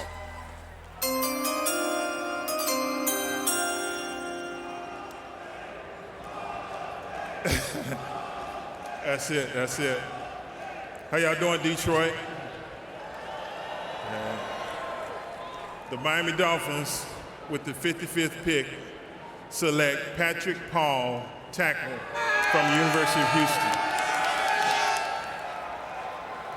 Offensive tackle started 44 games at left tackle in college. Grew 9 inches his freshman year of high school, Mel, so the size is the first thing you know. Oh, he looks the part. An offensive line coach is going to look at a kid 6'7.5", 331 pounds, the longest arm I've ever seen, folks. Yeah. I tell you what, incredible length there. Larger than Amarius Mims. You talk about longer than Amarius Mims. You think about a run blocker. When he plays with proper pad level, he can move defenders off the line of scrimmage. Now, he'll run into trouble, balance issues.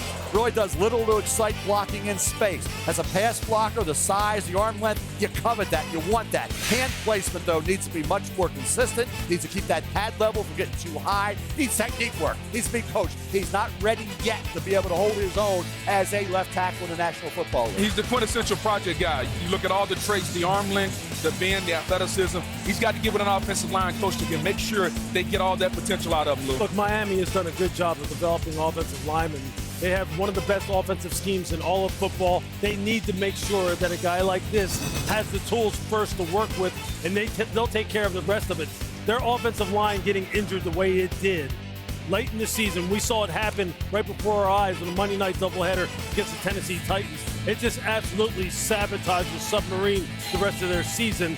They're going to need Patrick Paul to come on and start using those hands, rolling his hips, playing more physical, because he doesn't play that way yet, but they have to pull it out of him. Cowboys will pick next at number 56.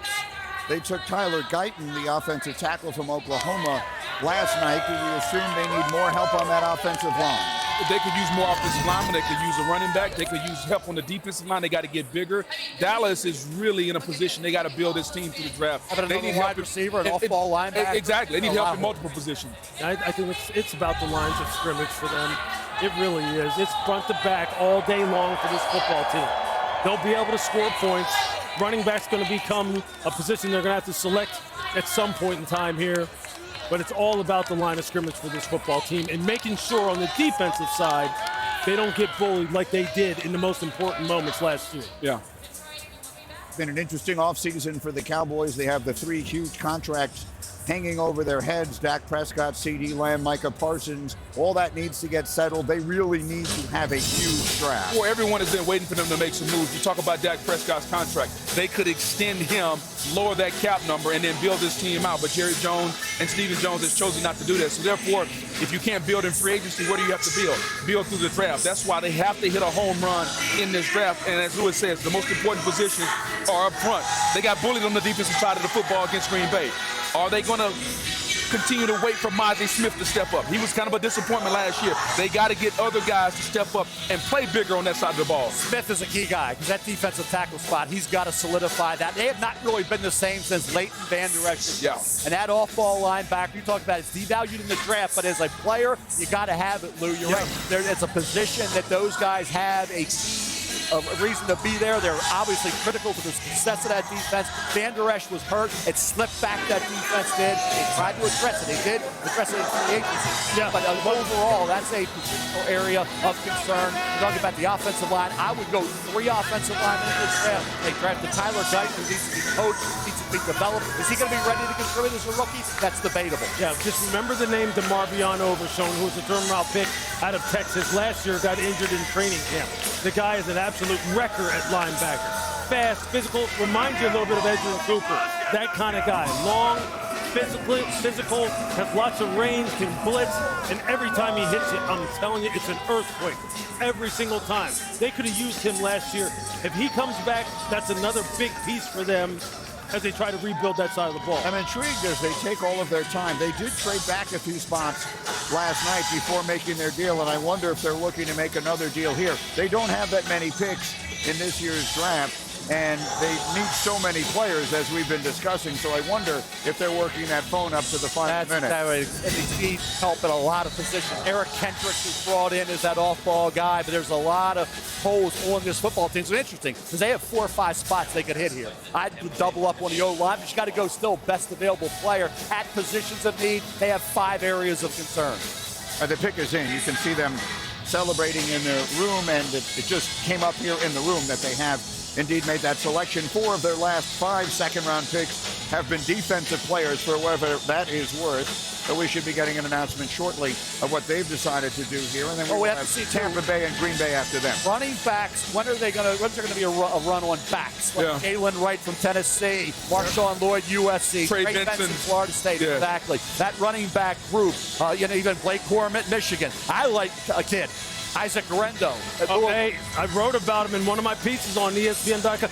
Look, he transferred right. He left Wisconsin because of Braylon Allen, but this guy has home run blazing speed in a big body, 215, 220 plus. I don't know if they're going to pick him in the second. I don't think he'll last very long, and then that Dallas needs one. Guerendo's probably a third, fourth round type guy. Yep. So they have made their pick. That pick is in. The Buccaneers will select after them.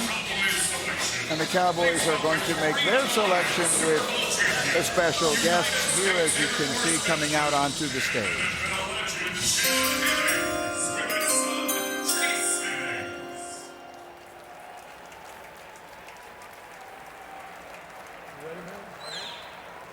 Good evening, Detroit. I'd like to introduce a few people who are up here on stage with me. In our family's household, our #1 Cowboy fan, my son, Chase.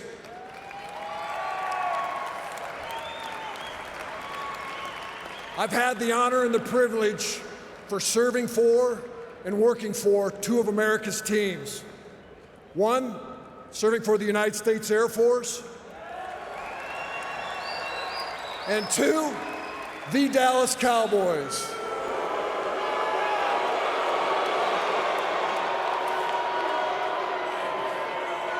You're not supposed to boo a veteran, guys. Just kidding. But I'd also like to introduce a couple other veterans that are joining me on stage. Earlier today, the NFL, alongside the Bob Woodward Foundation and Move United, hosted the first ever USA Wheelchair Football League Veterans All-Star Game.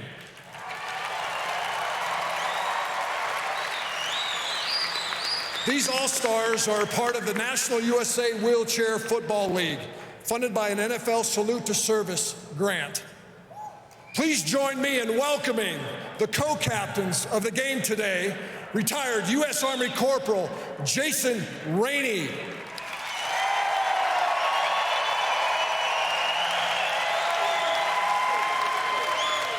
And retired U.S. Marine Sergeant Alex Wynn.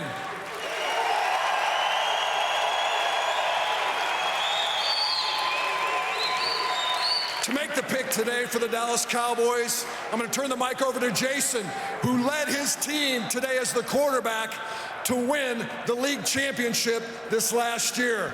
Jason, take it away, sir. Thank you. With the 56th pick in the 2024 NFL Draft, the Dallas Cowboys select Marshawn Kneeland, defensive end from Western Michigan. Lewis, this is a player I know you love, played 39 games at Western Michigan, 13 sacks in his career, and really opened a lot of eyes at the Senior Bowl. Yeah, look, he's a guy who is just really competitiveness personified. Super high motor player, high intensity player. It's all about effort and scheme recognition, and this guy is going to give you all he has got. If he's playing on the edge and he's lined as a six technique, I'm telling you, he's going to come off the ball, he's going to reset the line of scrimmage, and he is going to play with power primarily. Still needs to develop his body. You know he's going to get that at the pro level where he is committed to it day in and day out. But when they put him on the move, he gave tackles a lot of problems. That's what you see him do all the time. Two hands in the chest of the offensive tackle. He's just going to play with power. This is the kind of guy that Mike Zimmer is going to want to coach, because he's going to give you a lot of effort. You see it right there, the spin move back inside. Finesse rush is really not his thing. He is not a top-flight athlete, but what he is a football-playing son of a gun who's going to give you everything he's got, which is exactly what they need on that side of the ball. He's a power player. I think he's a 4-3 left defensive end, which is going to be on the offensive right. He can dominate tight ends. It's going to be interesting to see how they deploy him, DeMarcus Lawrence, Michael Parsons. Do you kick him inside, create a NASCAR package? That'll be interesting.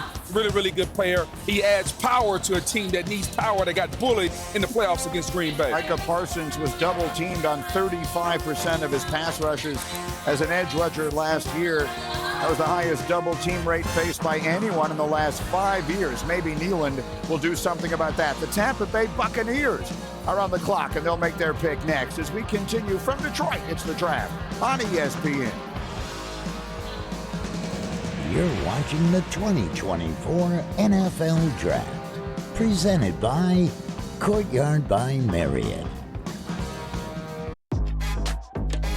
Welcome back to the 2024 NFL Draft, presented by Courtyard by Marriott. Working our way into the latter half of round number 2. The Cowboys have made their selection moments ago. Tampa Bay and Green Bay will be coming up next, and the Buccaneers sending one of their legends of their franchise out to announce their selection here, number 57 of this year's draft.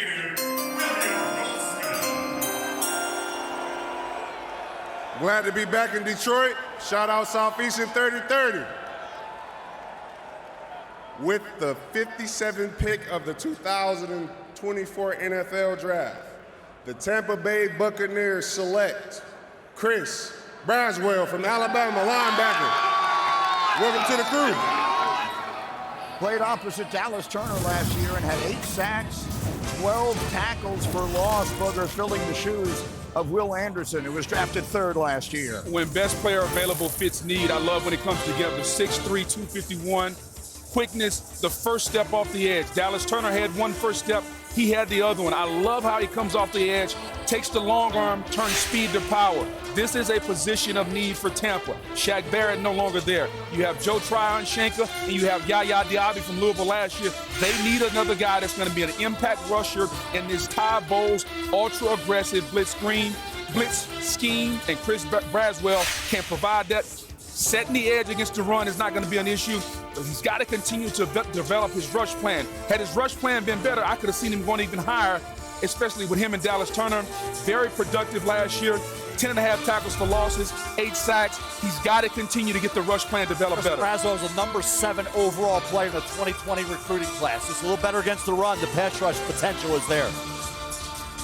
He's from Baltimore, Mel, your hometown. He was a high school classmate of Angel Reese, LSU superstar, now drafted by Chicago in the WNBA.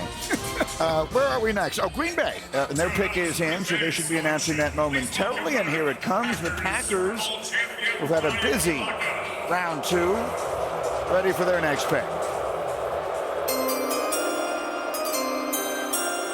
With the 58th pick in the 2024 NFL Draft, the Green Bay Packers select Javon Bullard, defensive back, Georgia.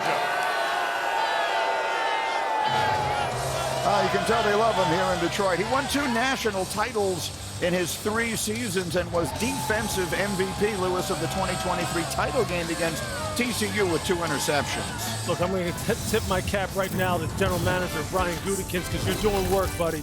You're doing work. Jordan Morgan, Edgerrin Cooper, and now Javon Bullard to pair him up with Xavier McKinney.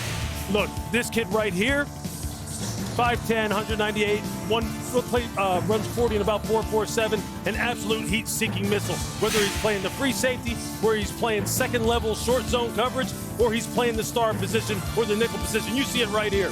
He comes flying out of split safety coverages, single safety middle coverage, and he's putting the pads on you. And he has got the speed to run things down laterally. He's got the speed to line up in the middle of the field and range to the bottom of the numbers. Just like that, him and Xavier McKinney are going to put the fear in some people in the NFC now. Think about the youth that they have on the offensive side of the ball already. And what they're building now on the defensive side with Edgerrin, second level, Javon Bullard, third level, that's good work right there. I'll tell you what, if he doesn't hit Marvin Harrison Jr. at the end of the 3rd quarter in that semifinal game, Ohio State is going to win that football game. Right. Georgia, Marvin Harrison Jr. didn't return, and that cost him the football game. Here come the Texans.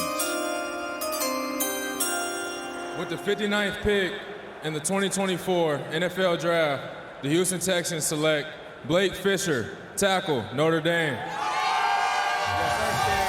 Mel, 2-year starter at right tackle, had 2 years of eligibility left. Some were a little surprised that he came out. He just turned 21 years old last month. 6'5.5", 310-pounder with long arms. You like that ability as a run blocker. Shows the ability to drive defenders off the line of scrimmage. And when you look at Blake Fisher, you talk about a guy, certainly Joe Alt on the left side, developed into a great player. Blake Fisher showed signs of getting to that point, but you force a little bit, you come out, you end up in round 2. Blake Fisher was, a lot of teams were becoming enamored with his potential. You think about another year at Notre Dame, what that would have meant. What about the run blocking ability? Issue is lack of consistency, both run blocking and in pass protection. As a pass blocker, he can mirror, he can take away the edge when he plays close attention to detail. He was a player on the rise, not yet where he needs to be, but certainly the talent is there. And I'll tell you what, you talk about starting at right tackle, 2 straight years, that offensive line, that offensive unit in general, put up a lot of points. You think about Ohio State game, he helped the Irish go for 176 rushing yards.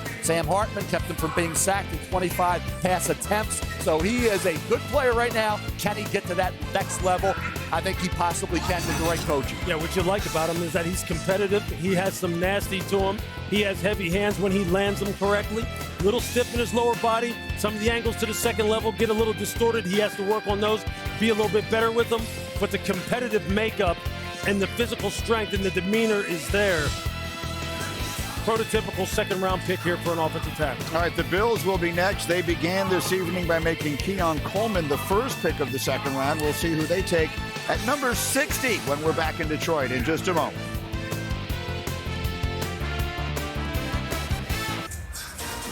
We are back in Detroit as we work our way towards the end of round 2. Mel Kiper, who are the best players still available? Yeah, we're getting into the later portion of round 2. Guys that had that second round grade are still there. Our quarterback TJ Tampa from Iowa State, Adisa Isaac, because he didn't test well. We talked about that earlier. And the guys that I think are going to be really nice players. Malachi Corley is that slot guy. You talk about a guy who just runs you over once he gets the ball in his hands. Roman Wilson was a key guy for J.J. McCarthy. That was the go-to guy in that pass game along with Colston Loveland, the tight end. And Cooper Beebe play tackle, be a guard with those short arms, will go inside and not do a heck of a job. Cooper Beebe, a guy at Kansas State like Ben Sinnott, key to a lot of success they had with the Wildcats. And when's the next off-the-ball linebacker going to go? Jeremiah Trotter Jr., Peyton Wilson. We know about the injury history. 2 very productive players.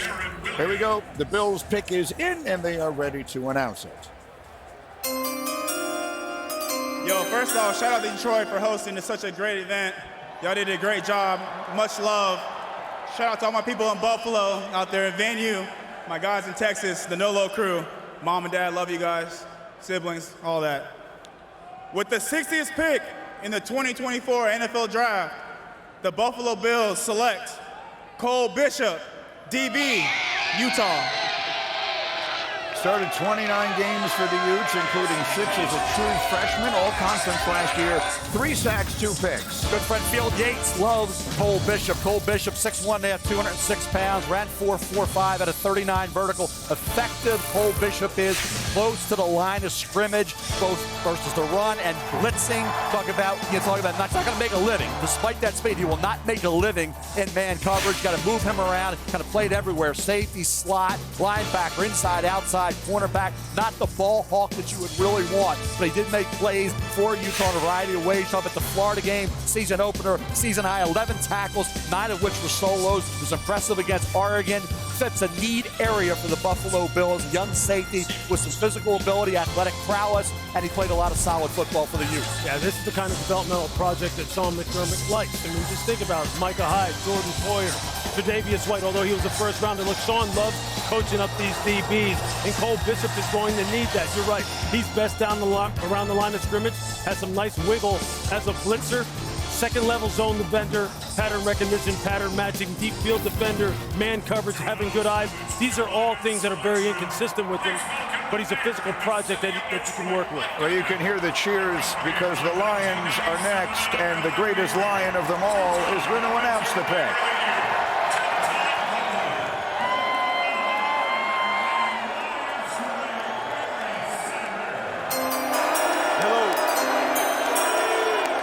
It is so great to stand before you guys.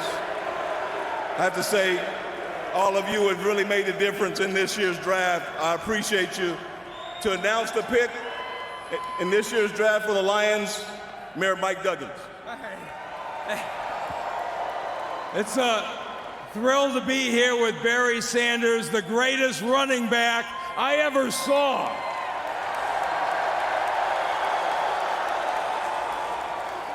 And a special thank you to everybody here who came from across Michigan and across the United States to help Detroit set new attendance records for the NFL Draft. It's a great time to be in Detroit. And with the 61st pick in the 2024 NFL Draft, the Detroit Lions select Ennis Rakestraw Jr., defensive back, Missouri. All right, he started 21 games the past 2 years. Finished his career with 18 pass breakups, an interception, and 2 forced fumbles. And Greeny, oftentimes it's hard to find a cornerback that can be the tone setter for your team. But that's what this young man is. He is a tone setter for your team. And before the draft, if I had to pick a perfect spot for him, it was a team like the Detroit Lions that's going to claw. They want to bite elbows. They want to bite kneecaps. They want to do all these things. And they got a cornerback that can do that. Don't pay attention to what he ran in the 40. I was talking to his defensive coordinator, Blake Baker, says his play speed is outstanding. Forget the 40 time, but how he plays football, the play speed. He can play inside or outside. Very instinctual corner. Will come up, will hit you. He understands how to play football. He's best in the sticky man coverage. Doesn't see the ball well in off coverage, but if he's up on you, understanding how to get his hands on you and play to the wide receiver, can do that. An intelligent corner, but he will set the tone for your team. And very, very rarely do you get a cornerback that can be a tone setter. This pick fits in Detroit. Yeah, he's super twitched up now. At the line of scrimmage, he is always playing it fast and furious, but patient at the same time, meaning he's not falling for wide receiver moves at the line of scrimmage. He's going to get all-pan jams. He's going to read the low hip in man coverage. He'll come up and support the run. Good offside help as a zone coverage defender. Look, Ennis Rakestraw, it's hard to find anything not to like. He's got a few injury concerns going forward, but I'll tell you this, he can play ball. That is a great Dan Campbell pick. And the other corner, Missouri, Chris Abrams, trained in about also the fourth-round area. I'll tell you what, he gets his hands on a lot of balls. Right. Former wide receiver, Chris Abrams, trained to be a good pick. Probably round 3, round 4 area. Lions defense allowed the most completions in the league last year on throws 20 yards downfield, and so they have tried to address that with the selection of Rakestraw and then last night, Terrion Arnold. Where are we? The Ravens are next up. Here we go, Mel, their next selection.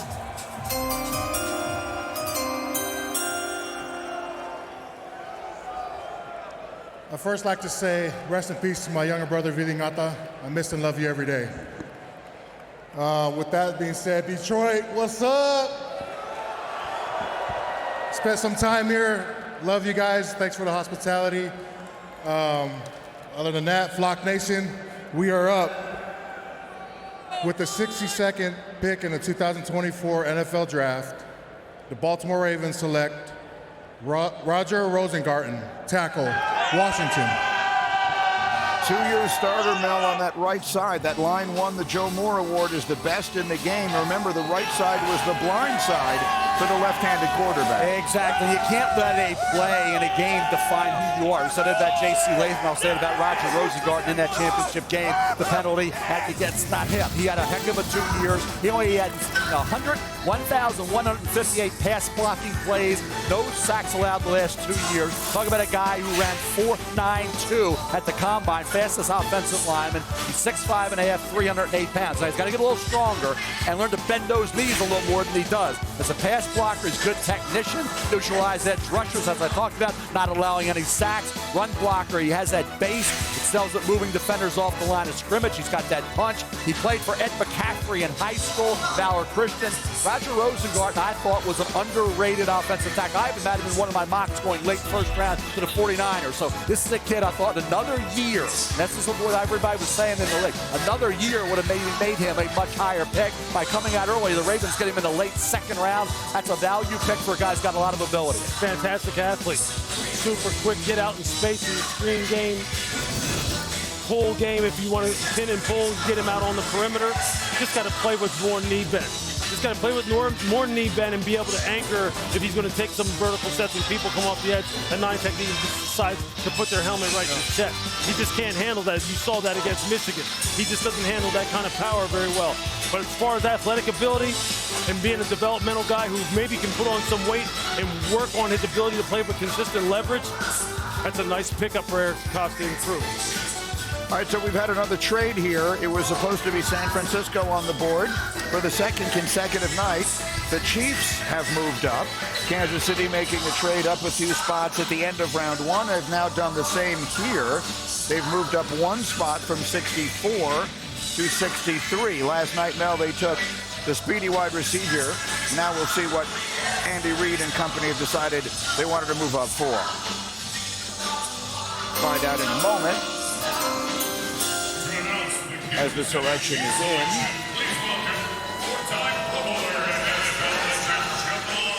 And we are seeing them bring their legend out onto the stage. It's Jamal Charles to make the pick. What's going on, Detroit? Happy to be here. I'm happy to be here with a back-to-back Kansas City Chief. It's a trade. The San Francisco 49ers have traded a 63 pick to Kansas City Chief. With the 63 pick in the 24 draft, Kansas City select Kingsley Suama'ia from BYU, tackle. Let's go, Chief! All right, so that's Kingsley Suama'ia, 5-star recruit out of Utah, who grew up 5 miles from the BYU campus, played 1 season at right tackle, 1 season at left at BYU. He was a high school teammate of Puka Nacua. He is a cousin, Mel, of Penei Sewell. I'll tell you what, talented but raw. That's the thing with him. He needs coaching. He needs technique work, but the combination of power and athletic ability at 6'4" and 3/4, 326 pounds with arm length, ran 5:04, 31 reps. You talk about a team that gets them. It's the Kansas City Chiefs. You got physical attributes. You want to get better results on a game-to-game basis. He's a developmental tackle. He's a run blocker. Shows the ability to get to that second level. But the results on a consistent basis have left a little bit to be desired. On pulling, you talk about consistently making contact. At times he does. He's still a raw talent. And again, the coaching's going to determine his fate. Right tackle, left tackle, he's done both of that. You talk about active hands. You talk about a guy who's certainly against defenders who I thought were able to basically be guys you should neutralize. Sometimes got the best of them, Lou. Yep. Overall, though, talent in abundance, but he's not yet ready to push for a starting job in the NFL. He just needs to learn to bend at his knees and at his hip, and not just bend at the waist. Because when he bends at his knees and plays with leverage, this guy is a nasty son of a gun. I mean, he has got natural power. He has got heavy hands. He can run, pin, and pull. And I'll tell you, Andy Reid, you know he has all the connections out there at BYU. And he's going to wind up working with this young man. He's going to wind up being the starter at right tackle for them. Andy Reid was a BYU offensive lineman. One more pick in the second round. San Francisco will make it right after this. Front page driving the news, working on a night move.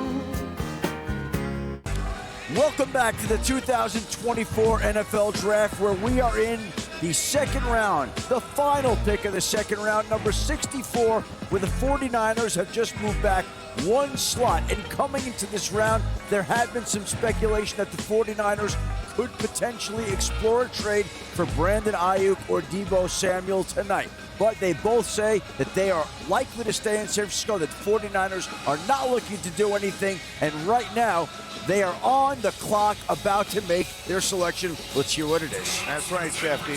Football makes for strange bedfellows. Kansas City and San Francisco met in the Super Bowl a few months ago. Now they just made this trade, swapping picks. KC went up one. They just made their pick, and here are the Niners. Detroit, what up, though? We bossing up. It's good to be back home at the crib. I went to school down the street from here, 3200 East Lafayette Street, Detroit, Martin Luther King Crusaders. So it's an honor and a pleasure to be here. With the 64th pick in the 2024 NFL Draft, the NFC champion San Francisco 49ers select Renardo Green, DB, Florida State. Detroit, I love you. He's from Orlando, started 32 games, Lewis, first at safety before switching to corner. Look, this is really, I put down here, I thought he was the best press corner in the draft. He makes a living up at the line of scrimmage, and there's good reason why. He's physical. His technique is flawless. Patient, the proper hand, and then settling into that low hip position, reading the routes, keeping his eyes down, finishing strong at the catch point. They like to put him into the boundary corner, and they would blitz him because he is tough as heck. And he will light up. Just look at that technique. He doesn't fall for it at all. The offhand stab right there as far as coming up with the PBU. Again, same thing. And then he's going to come up there and he's going to stone you. Just like that. This is a San Francisco 49er type of pick. And you see there, you see who he's going up against. That's no slouch right there. This was one of the best DBs in the country early on in the season for FSU. Got to see him play twice, and he just made plays all over the field. A couple things he needs to work on, Lou. He gets grabby as the route progresses. You notice that, and also be quicker finding the football on downfield throws. He led the ACC with 13 pass breakups, but things that worked in college, you don't go work in the NFL, you're going to get some flags if he keeps being grabby. He's got to locate the ball or he's going to get beaten down the field. All that man coverage, that's what happens, man. Sometimes you have to back the ball a lot. But I'll tell you, those PBUs, that's exactly what he's supposed to do. And I'll tell you this, Bernardo Green was a stud. That's a real nice pick. Real nice pick for the 49ers. All right, so round two is complete after there were 23 offensive players selected in round one. Defense dominated round two with 20 of the 32 picks. The New York Jets have traded up to make the first pick of the third round, and they will do that after this special presentation from the stage. Friends, now joining us on stage, representing the 6 service branches, Tech Sergeant Philippe Jackson, United States Air Force. Staff Sergeant Mark Medlock, United States Army. LS1 Jonathan Martin, United States Navy. Gunnery Sergeant Corey Adams, United States Marine Corps. Second Lieutenant William Picard, United States Space Force. And SK1 T. Amber Curley, United States Coast Guard.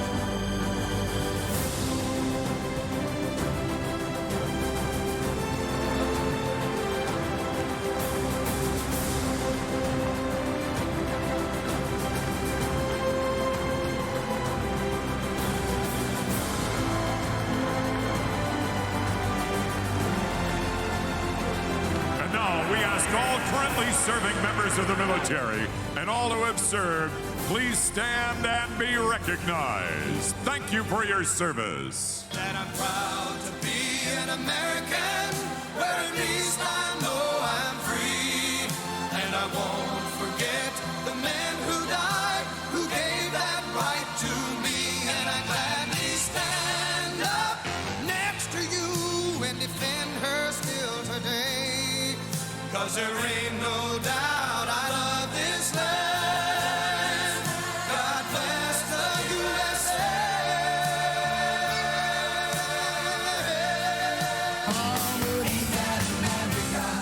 You and me. Arizona has selected. Washington is on the clock.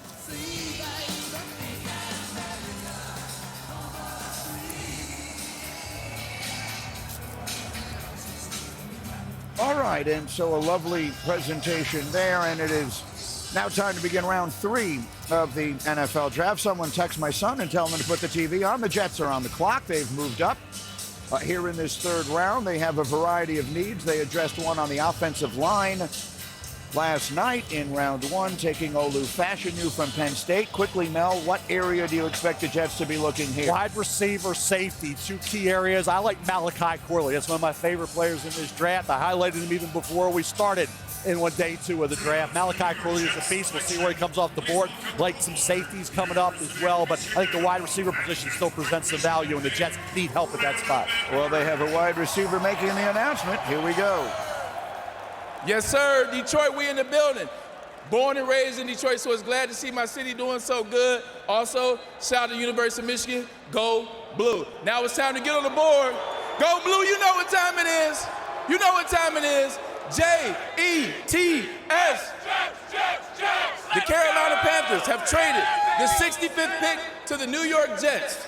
With the 65th pick in the 2024 draft, the New York Jets select Malachi Corley, wide receiver out of Western Kentucky. Let's go, Jets!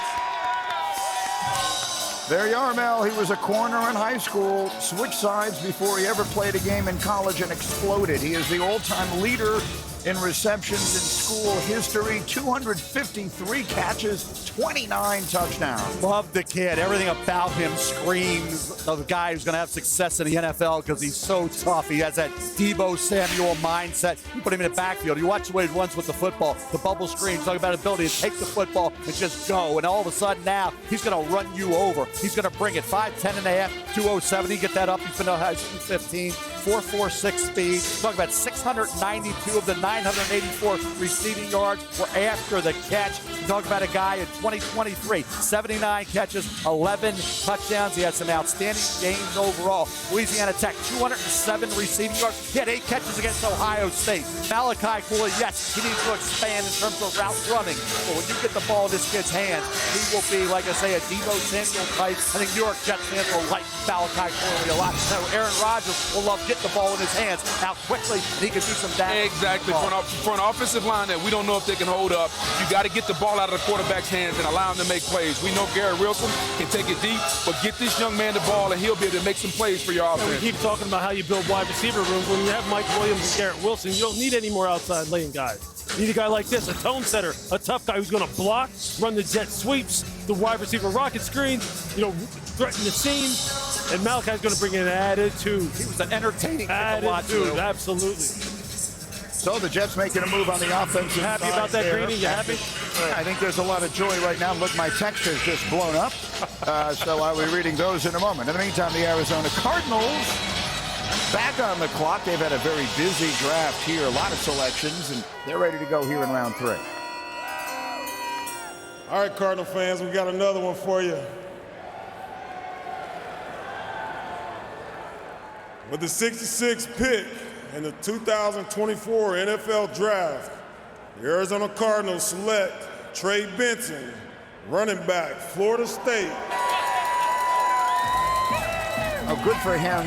Coming back from a devastating knee injury that he suffered while he was at Oregon, had 2 very productive seasons for the Seminoles, and the measurables are all there. Mel ran 4.39 at 216 pounds. Exactly. That 4.39 speed was an attention getter. You talk about a guy who this year, you talk about the numbers he put up. Virginia Tech game, 200 yards on just 11 carries. Joined Dalvin Cook as the only Seminole with a 200-yard rushing game since 1988. Has the speed to break off those long gainers, whether it's running the ball or catching it out of the backfield. What he lacks, guys, is top elusiveness. He's north-south, not a lot of wiggle, not a lot of shiftiness. Only had 316 career carries, but in the NFL, he needs to have a seam. He needs to be north-south, downhill, and go. If you give him a crack, he can go the distance. I got a chance to watch. He works out at Tampa. He did all his combine training there. I got a chance to watch him. The speed is there. The 4.3 speed is real. It's there. The contact balance stands out. He doesn't go down with the first contact. So his ability to absorb contact and run tough. You're right, Mel. There's no wiggle. But when you can run over him, why wiggle around him? And that's what he can do. He's got good run vision, though. He'll flash the occasional jump cut, but he's a one cut and get it downhill. Him and James Conner together. Are you kidding? And I'll tell you what, I don't know if you've seen Trey Benson up close. Yes. And look, this dude is strapped together now. Him and James Conner together. That's a problem. Those are 2 guys who have the competitive character that you're looking for in running backs. Number 1 requirement out of a running back, you got to be tough in the NFL. This kid is tough. So we've had 2 running backs now go off the board. We had to wait quite a while for the first one tonight. It was the second longest we'd ever had to wait for a running back to be drafted. That was in the middle of round 2. Now we've had our second going off the board in round 3, and the Washington Commanders are set to make the 3rd pick of this 3rd round.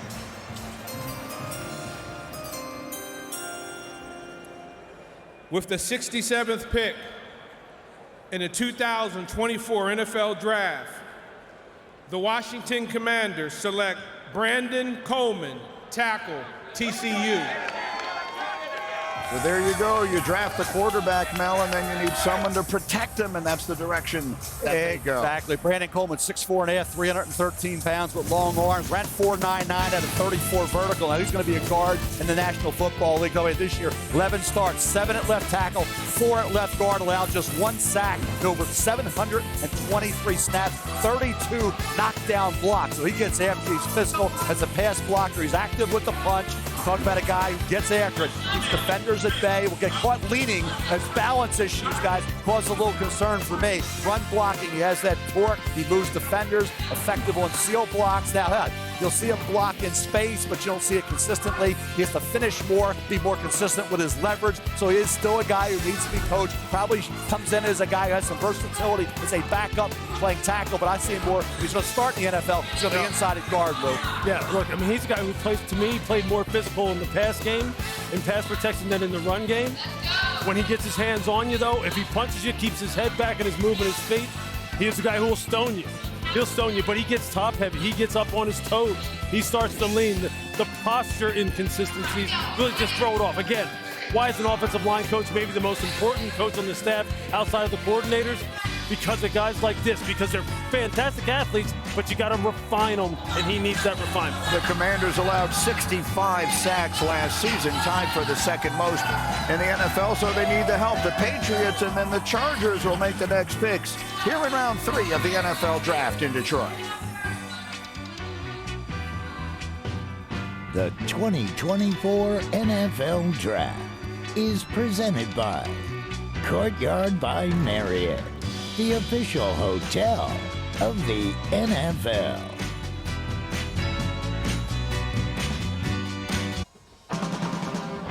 You're watching the 2024 NFL Draft, presented by Courtyard by Marriott. Back in Detroit, 67 picks have been made. Mel, who are the best players still available? We're waiting for a Cyclone. Iowa State Cyclone players tend to drop a little bit. Will McDonald went high last year, but we've seen some of them drop down a little bit down the board. Troy Franklin added that list. Wide receiver out of Oregon. Certainly has the speed. He was Bo Nixon's guy. Down the field, making those vertical stretch plays. Troy Franklin figured to go in the second or third round area. Cooper Beebe, the arm length. Short arms that puts him down. He will be, I think, a heck of a guard in the NFL. Tackle pretty much out of the question. The Patriots have made their pick. They're set to announce it here in a moment, and then the Chargers will pick right after them. New England ready to go.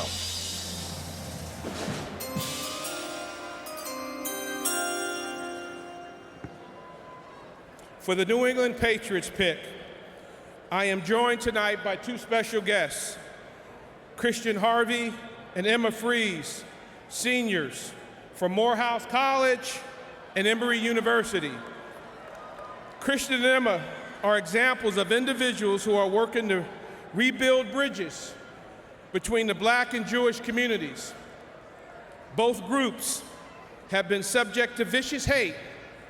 To fight it together, tonight they are representing Robert Kraft's Foundation to combat anti-Semitism, whose mission is to fight the rising hate happening across the United States, to educate those sitting on the sidelines to stand up to Jewish hate and all hate through the Blue Square campaign. I am thrilled to have these tremendous leaders here tonight showing that what it means to stand up for one another and work towards putting the end to the hatred that exists in our world today. Christian, Emma, the floor is yours.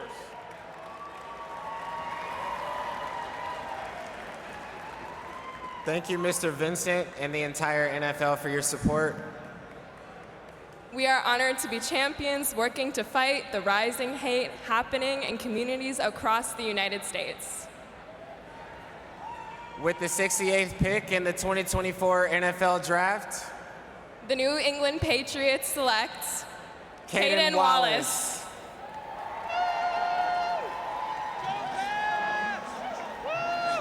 And so the Patriots selecting Caden Wallace now. So I'll take him. This is my guy, Green. I'm going to take him. It's all good. I like a whole lot of things about this player. I'm going to struggle to say anything bad about him. I thought his tape was as good as his much more heralded left tackle in Ola Fashanu. 6'4", 314 pounds, 34-inch arms.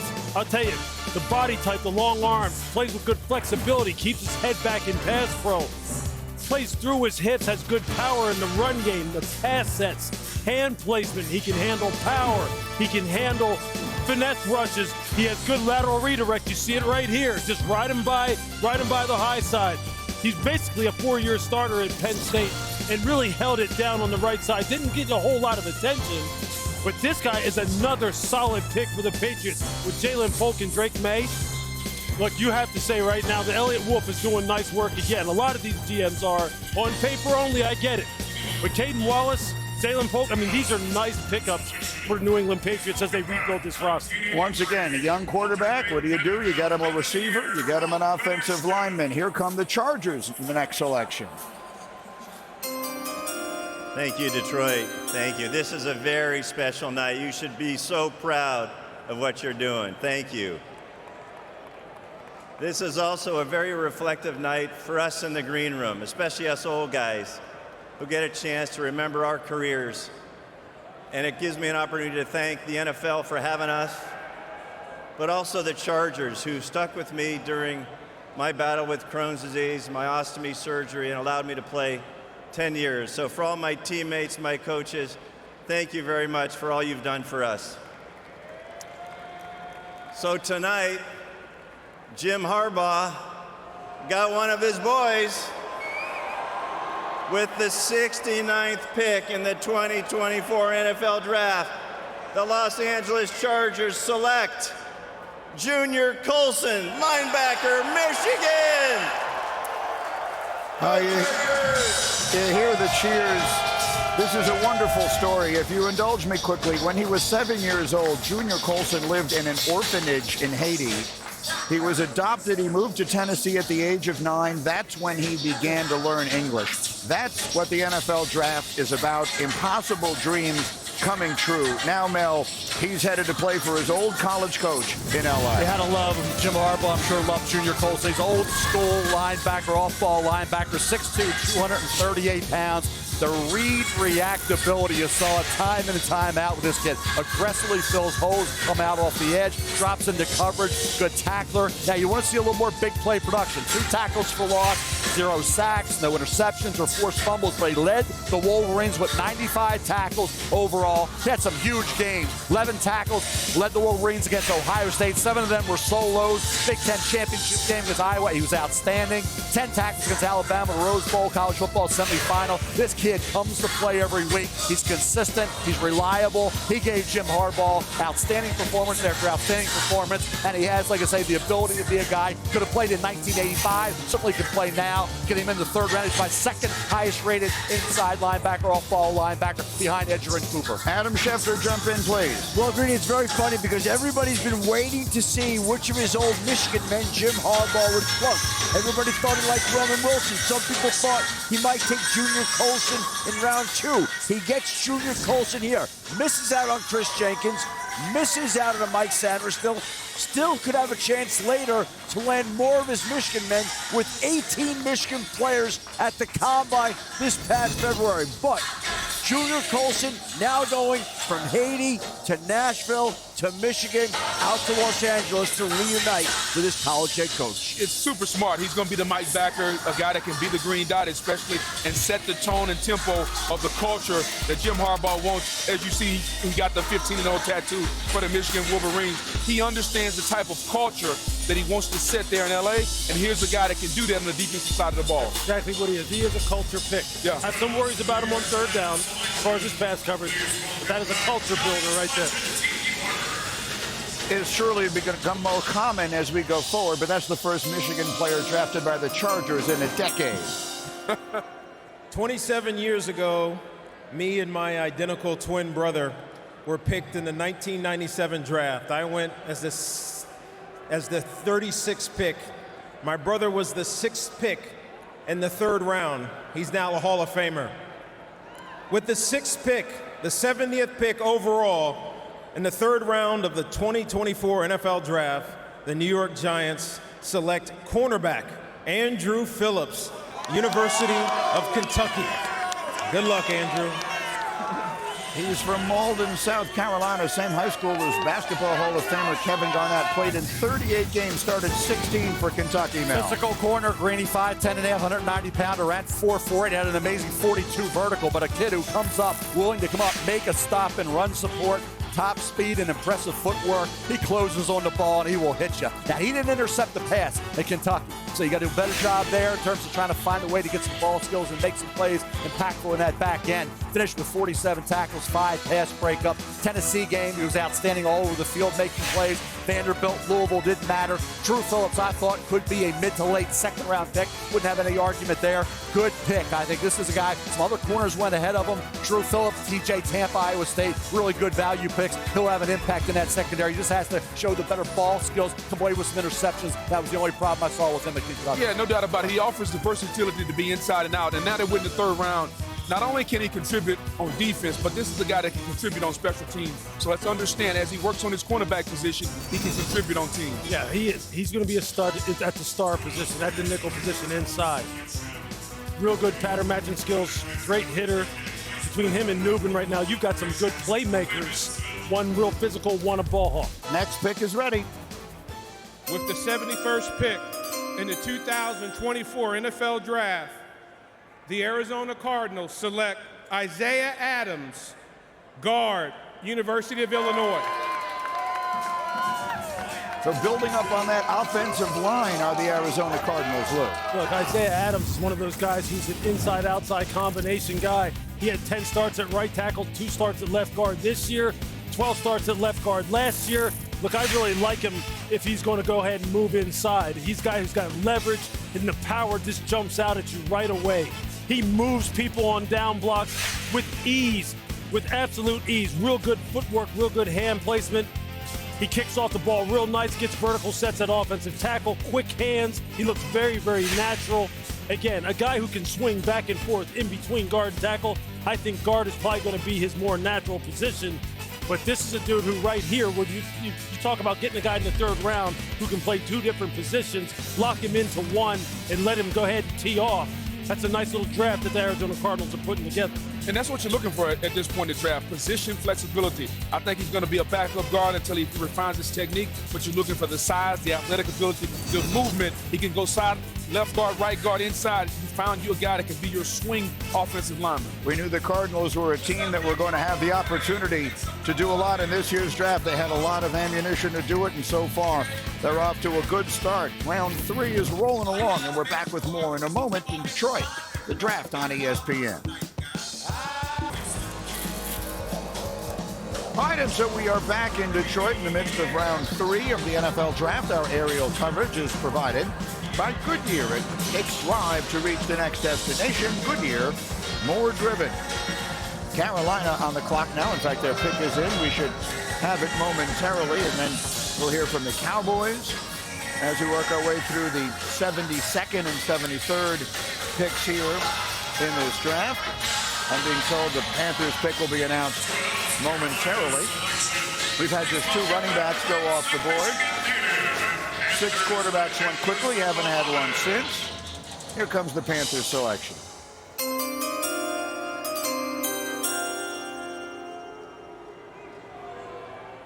And with the 72nd pick in the 2024 NFL Draft, the Carolina Panthers select Trevin Wallace, linebacker, Kentucky.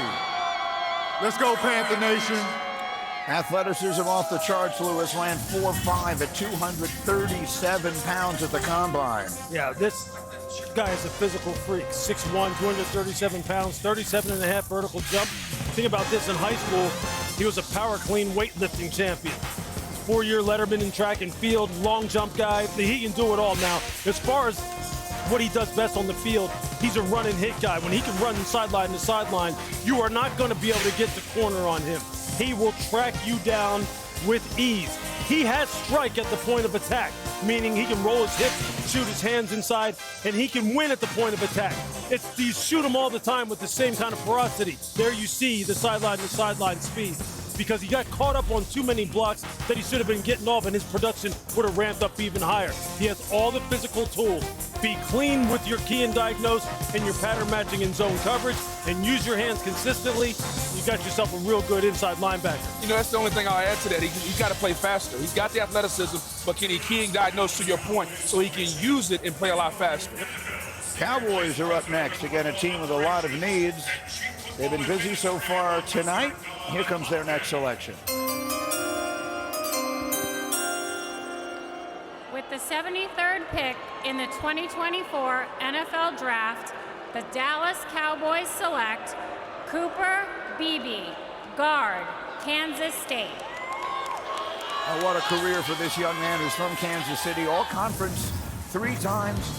Big 12 Offensive Lineman of the Year each of the past 2 seasons. Unanimous All-American Mel and a finalist for the Outland Trophy as a senior. Yeah, he held his own at tackle, you think, but he's going to be a guard in the NFL. He's played that spot. You think about a kid who's 6'3 1/4, 322 pounds, short arms, so he's going to be inside at guard, around 5'03". Not the best athlete out there, but he gets it done blocking in space on a pretty regular basis, tries defenders off the ball, seal blocks, he's excellent, and pass protection for it. On the outside, he would struggle. Inside, that's going to be mitigated. Nice job due to his technique. He can anchor, he's strong, and he gets after it. Cooper Beebe, I think, is a starting guard in the NFL. I think it's a really good pick for the Dallas Cowboys. Some teams, I think, were considering him in the second round, at least based on the conversations I had. Cooper Beebe, you get Tyler Guyton. I said earlier, 3 offensive linemen should be drafted by the Cowboys. Now they have at least 2. They may have add another one at some point. You got the tackle and Guyton. You got a guard and Cooper Beebe. I was just going to say, the only thing you worry about a little bit, those 31.5-inch arms. When he went up against Darius Robinson at Missouri, he got after him a little bit because that length got to him. But yeah, you put him inside, he's going to fight you to death, and he is tough as heck. All right, the Falcons are up next, and their pick is in. They're ready to make their selection right now. Once again, good evening, Detroit.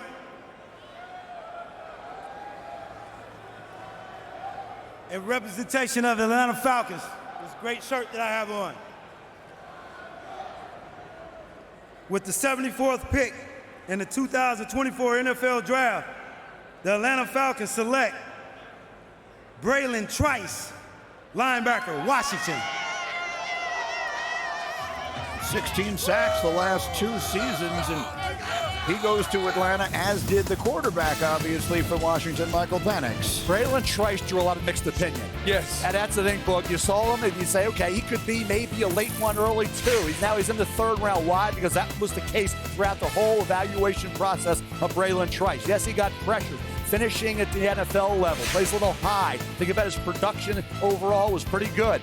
Boog, again, the inconsistency, trying to project him to the next level. He had some games where he dominated, and he was out there. And Jordan Morgan even said, when we talked to Jordan, hey, the defensive end, the pass rusher gave me the most trouble was Braylon Trice and Laiatu Latu. So the tackles he went against had respect for Braylon Trice. When you watched him on tape, you kind of had games you liked him and games you said, let me push him down a bit. You know, when you came into the evaluation season, you wanted to know what type of athlete he was, because when you watch the tape, the production was there. All he did was make plays. The technique may not have been sound, but he was a playmaker. No matter where he lined up, he just made plays. So when you get a guy like that, sometimes you have to ignore the traits, ignore the numbers. He's just a playmaker for your football team. Yeah, essentially, he was a 3-4 outside linebacker for Washington, and that's exactly how Raheem will use him.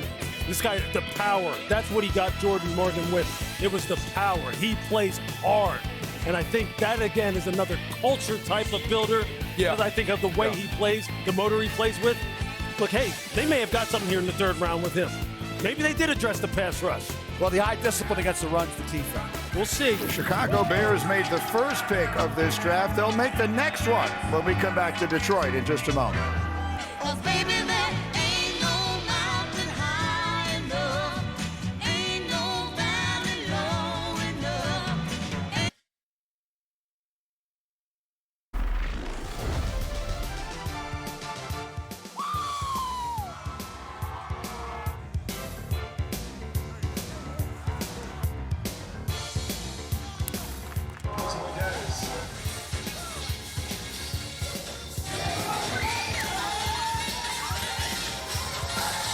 Some of the sensational pictures and moments, the draft moments, brought to you by Haagen-Dazs. That's what this weekend is about.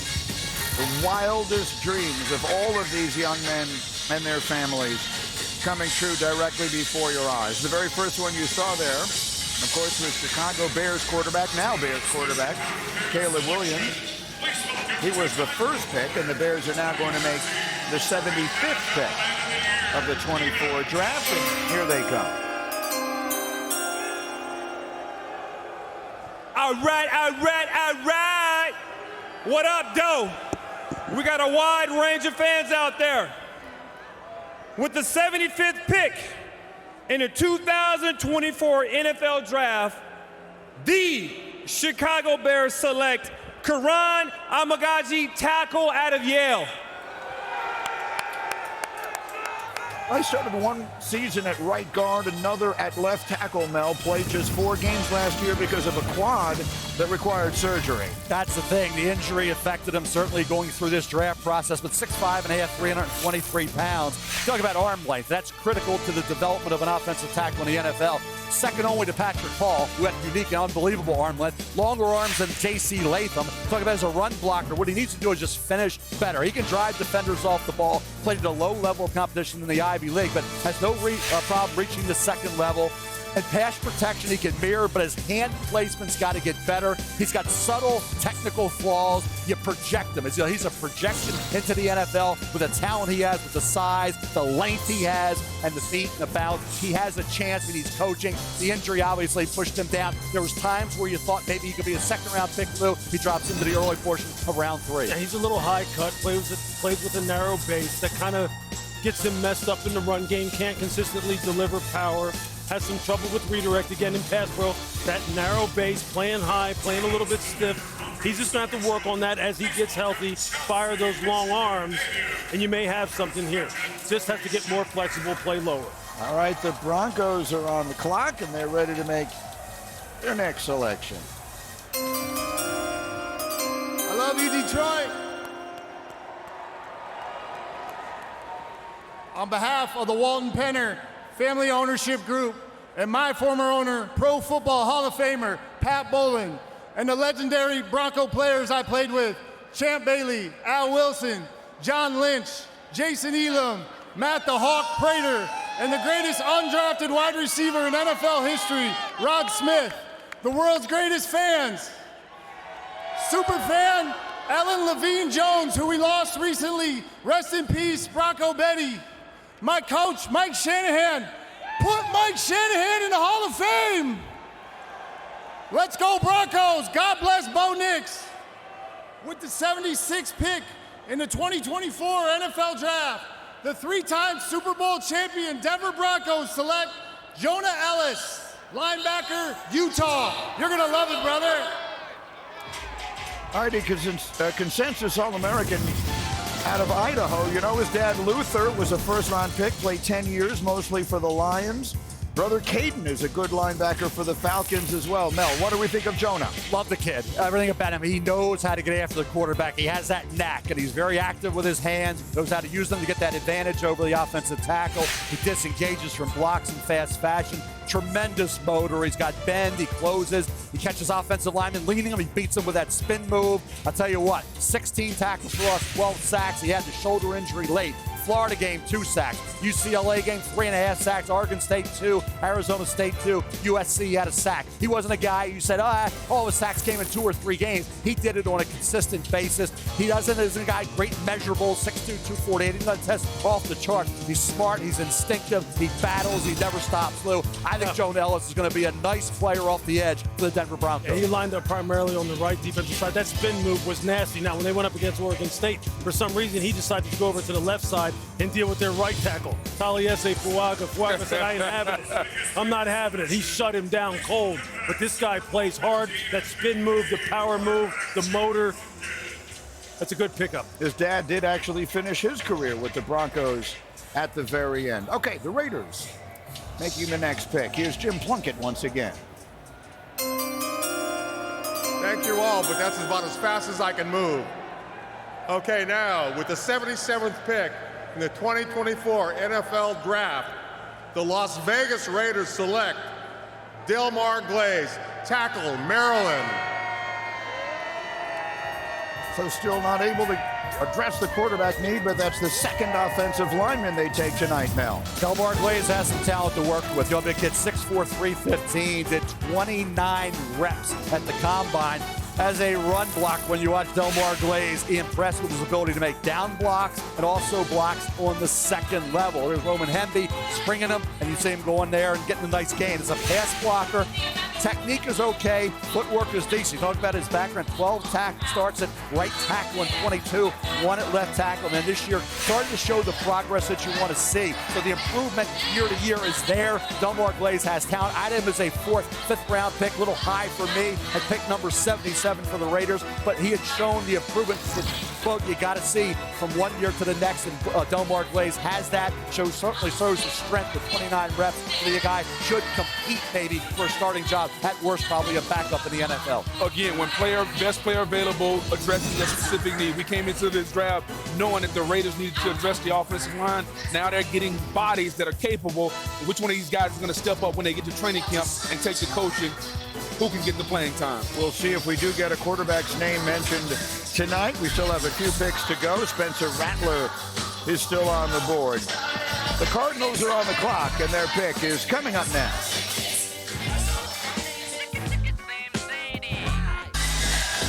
We are back in Detroit. We've made 77 picks so far in this NFL draft. 23 offensive players went in round 1. 20 defensive players went in round 2. And many of the usual suspects have led the way. Alabama, Georgia, no surprises there. Washington with a terrific draft after their terrific run all the way to the national championship game. Texas has also had 5 players drafted after they made the playoff this year. Speaking of the state of Texas, the Houston Texans are next here with pick number 78. The Philadelphia Eagles have traded the 78th pick to the Houston Texans. With the 78th pick in the 2024 NFL Draft, the Houston Texans select Kalen Bullock, defensive back, USC. Mel, good size, good speed. Louis, sorry, this one is for you. He's from Pasadena, picked up 9 balls for the Trojans in 3 seasons. Yeah, this is a real good athlete at 6'2", about 190, 4'8" to 40. He's a long, fluid mover, excellent movement patterns, COD, body control, all the things that you look for in a deep field player and a guy who can play multiple positions in the back end, meaning he can come down and cover tight ends in man coverage. He can play off the hash in 2 or 4, and he can high point the football, as you see right there. And he has the range in the back end as a middle field player to go ahead and range to the bottom of the numbers and make interceptions there as well. You see him there. He's picking up a tight end from a high alignment, and he has the length to be able to get in position and make PBUs. Now, the question is this: will he consistently insert and tackle with authority? He's probably going to have to gain a little bit of weight and a little bit of strength because his competitive toughness and ability to get people on the ground was a little bit of an issue. 10 missed tackles this year. D'Amico's going to have to make sure that he tackles with great technique because his body type just doesn't allow him to really match up well against big running backs, big tight ends down the field. The Indianapolis Colts, staying in the division, will make the next selection here as they're coming quickly. They've had a good draft so far, taking Laiatu Latu in round 1, and then wide receiver A.D. Mitchell, who slipped a little farther than many expected. They drafted him in the middle of round 2, and here's their pick in round 3.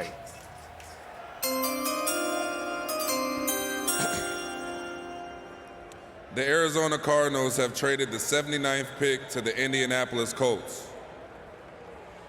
With the 79th pick in the 2024 NFL Draft, the Indianapolis Colts select Matt Gonzalez, tackle, Pittsburgh.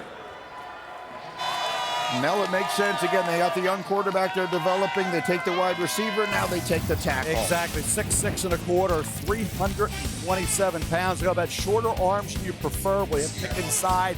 Well, watch him as a run blocker. You talk about a guy who has the ability to create easy movement. Pass protection is where you think he may struggle. He got by with that at the collegiate level. Can it work in the NFL? Talk about sustaining pretty well, walls off defenders, and a guy that, like I said, when you talk about effective punch, playing with a good base, are the athletic traits enough? Can he hold up on the outside at that tackle spot on the right side. He's going to have to kick inside the guard. We'll see in the NFL how that works out. Yeah, I don't think he can play tackle. I think he's going to kick inside the guard. It kind of plays to his demeanor. He wants to be aggressive. He wants to use that big frame. I think he's a phone booth guy. So you don't put phone booth guys in tackle.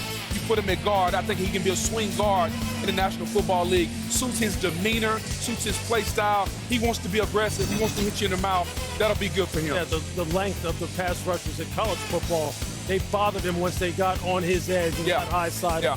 He just didn't have the lateral range to recover, and he doesn't have the arm length to really kind of be able to lock him down and run him high side. He just had some issues with that. Move him inside. You're right. Great demeanor, great body type. Good developmental prospect. He's the second USC player drafted by the Texans in their history. The first was Brian Cushing. All right, the Bengals will make the next pick. Bengals Jim and all my Bengals fans up there, what's up? So this pick means something to me, as I've been training this kid for a long time, and now he's gonna be drafted by the Bengals. So with the 80th pick in the 2024 NFL Draft, the Cincinnati Bengals select Jermaine Burton, wide receiver, Alabama. He won a national championship at Georgia first, then transferred to the arch-rival Crimson Tide, caught 15 touchdowns for Bama over 2 seasons, led the SEC at over 20 yards a catch last year. He had 6 foot and a quarter, 196 pounds, ran 4.45, vertical 38.5 inches. 2023 tape, pretty good. Fast, able to change gears. He can run away from defenders. Think about a guy, when you talk about Jermaine Burton, that kind of size, and that kind of speed, the body control, impressive. I like the way he attacks the football. He can win in those contested situations. Same here. Quarterback's got it. You see the ability to adjust to the ball and make the play there. The toughness, the competitiveness showed. He was outside the majority of the time. Didn't have a drop in 2023. So very sure-handed Jermaine Burton is. When he was at Georgia, led the Bulldogs in 2021 with a 19-yard average per catch. First season at Alabama, led the Crimson Tide in receiving yards with 677. He had a catch of at least 40 yards in 7 games. For Jermaine Burton, there were times where he looked like he could be a starting wide receiver in the NFL. Not just a guy as your 4th or 5th option. Maybe he play low into that starting lineup. I mean, you saw every bit of that 38.5-inch vertical in the deep part of the field. He can elevate and go get it. Great sideline awareness. He will not go down after the catch easy. He is a third-level threatener as far as being able to get down the field and really stress defensive backs, man. This is a big play waiting to happen. I like the pickup. He really can go in the deep part of the field. And for a team that has a wide receiver in T. Higgins that's wanting to trade, this is a substantial pickup. Tyler Boyd is still an unrestricted free agent as well. Seattle is on the clock. They'll make the next pick when we return to Detroit in just a moment. This is the 2024 NFL Draft, presented by Courtyard by Marriott.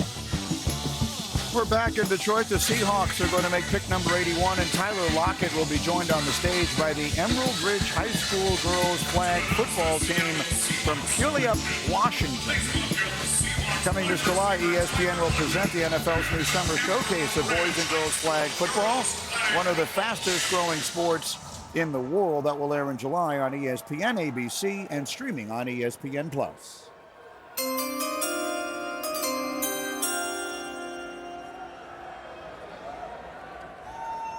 It's truly a blessing to be standing here in support of these girls as we fight in the state of Washington to make girls flag football a sanctioned sport. Everybody that's watching in Washington, let's vote and make this happen.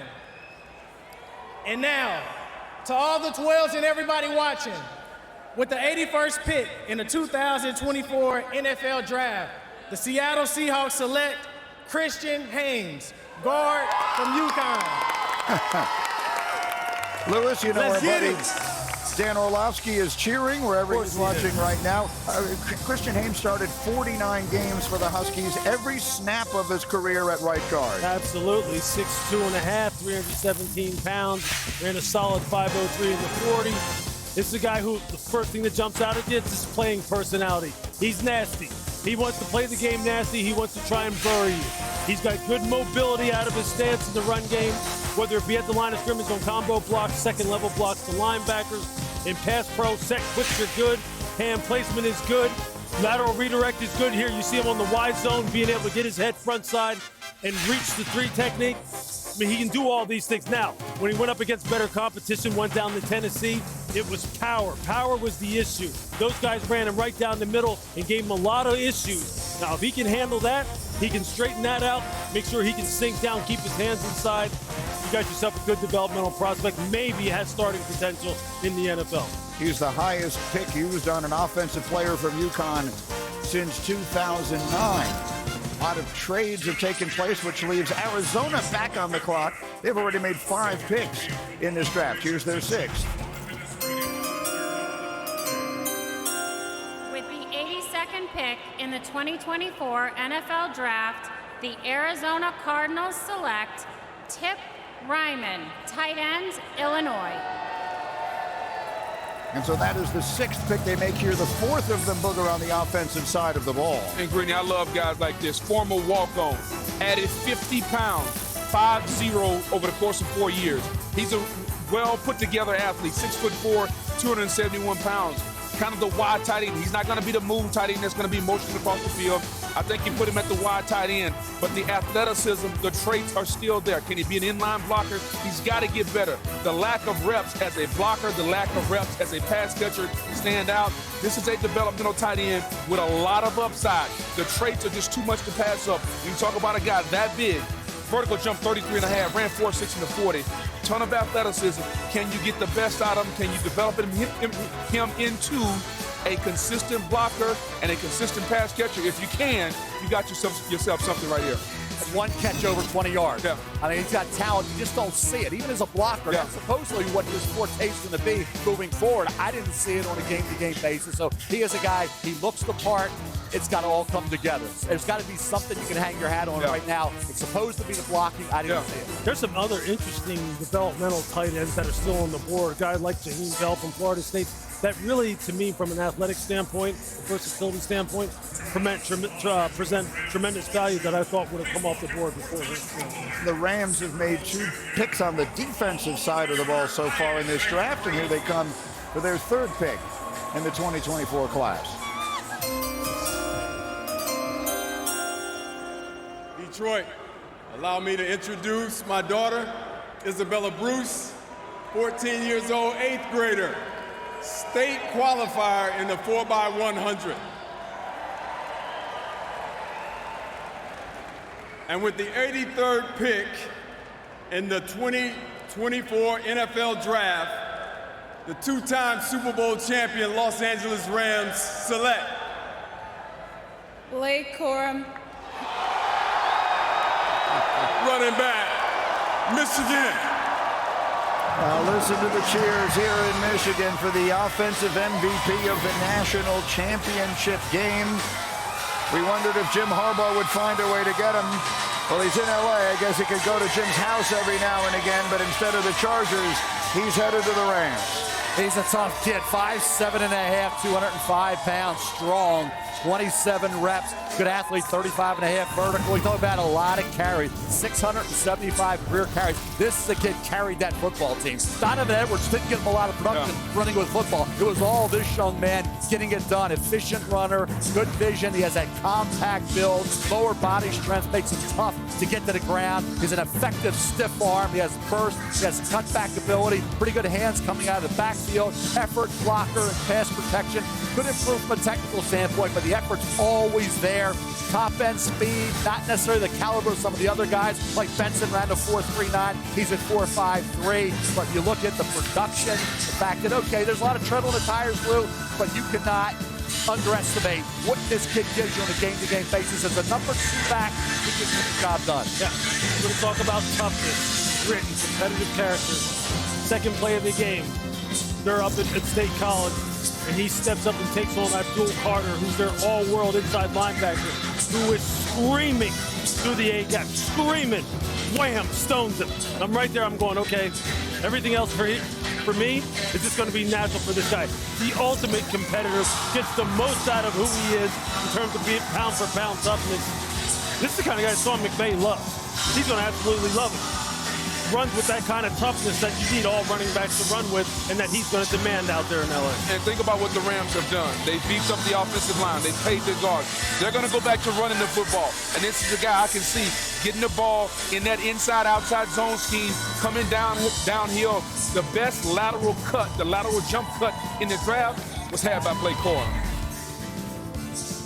Had a school record 27 rushing touchdowns last year, 58 for his career, which is also the most in Michigan history. And the Wolverines win a national championship, and as you see, they've been all over this draft here with J.J. McCarthy going early on, and now Blake Corum, and still some more Wolverines expecting to hear their names called tonight and into tomorrow. The Pittsburgh Steelers will be next. They've drafted 2 offensive linemen so far in this year's class. See which direction they choose to go here.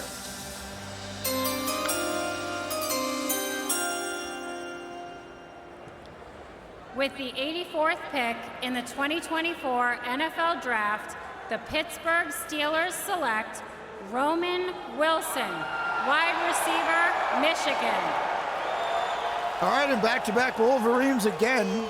He's from Hawaii, and all he does is win, guys. He was 37-3 in college, winning the national championship. His high school team won the last 38 games he played in. He was the go-to guy for J.J. McCarthy. It was Roman Wilson and Colston Loveland, a young tight end. But when you look at Roman Wilson, 5'10 and a half, 185 pounds, short arms, but he runs 4.39. You show it. When he was needed to come through, time and time again, he did it. Talk about the speed he has, excellent hands, does not shy away from contact despite his size. Led the Wolverines with 48 catches, averaged over 16 yards a catch with 12 touchdowns. Had some outstanding games. Career high 9 catches, 143 yards against Purdue. He did it in clutch situations against Alabama. Talk about a guy who just gets it. As a slot guy, I think a guy who can make it happen. He's got a great attitude, great approach. He's a hard worker. Just a good football player, Roman Wilson. Oh, he's absolutely dangerous in the slot. You saw that catch you saw a couple of plays ago, the one where he took it off the DB's head in the red zone, in the end zone against Nebraska. He made those kind of catches routinely. Great sideline awareness and instincts, tough as heck. He's the prototype inside slot player with that speed and that short area quickness. Oh, and just one drop this year, by the way. Just one. Steelers have done very well with wide receivers outside of round 1. Antonio Brown, Emmanuel Sanders, George Pickens, Juju Smith-Schuster, and plenty others. So the Steelers get their man. The Browns are on the clock. They'll make pick number 85 when we continue from Detroit in just a moment. Working on a night move, trying to make some front page driving news. Back in Detroit, Mel, who were the best players still available? Additions coming up to the best available. You see the guys at top, but Peyton Wilson, outstanding linebacker. He was all over the field making plays, tested well, but he had the injury concerns, the durability concerns. Jalen McMillan, a guy who was a little banged up this year. Jalen Polk kind of stole the show with Rome Odunze being the star. Jalen McMillan, one of the more underrated receivers. All he does is catch the ball and get open. Browns have made only 1 pick so far. They didn't have a first rounder, so they chose Michael Hall in the 2nd round, and they will make their 3rd round pick right now. Good to see everybody again. I saw a lot of diamonds last night. I want to tell all you draft picks at home, save your money. It's not about how much you make, it's about how much you keep, all right?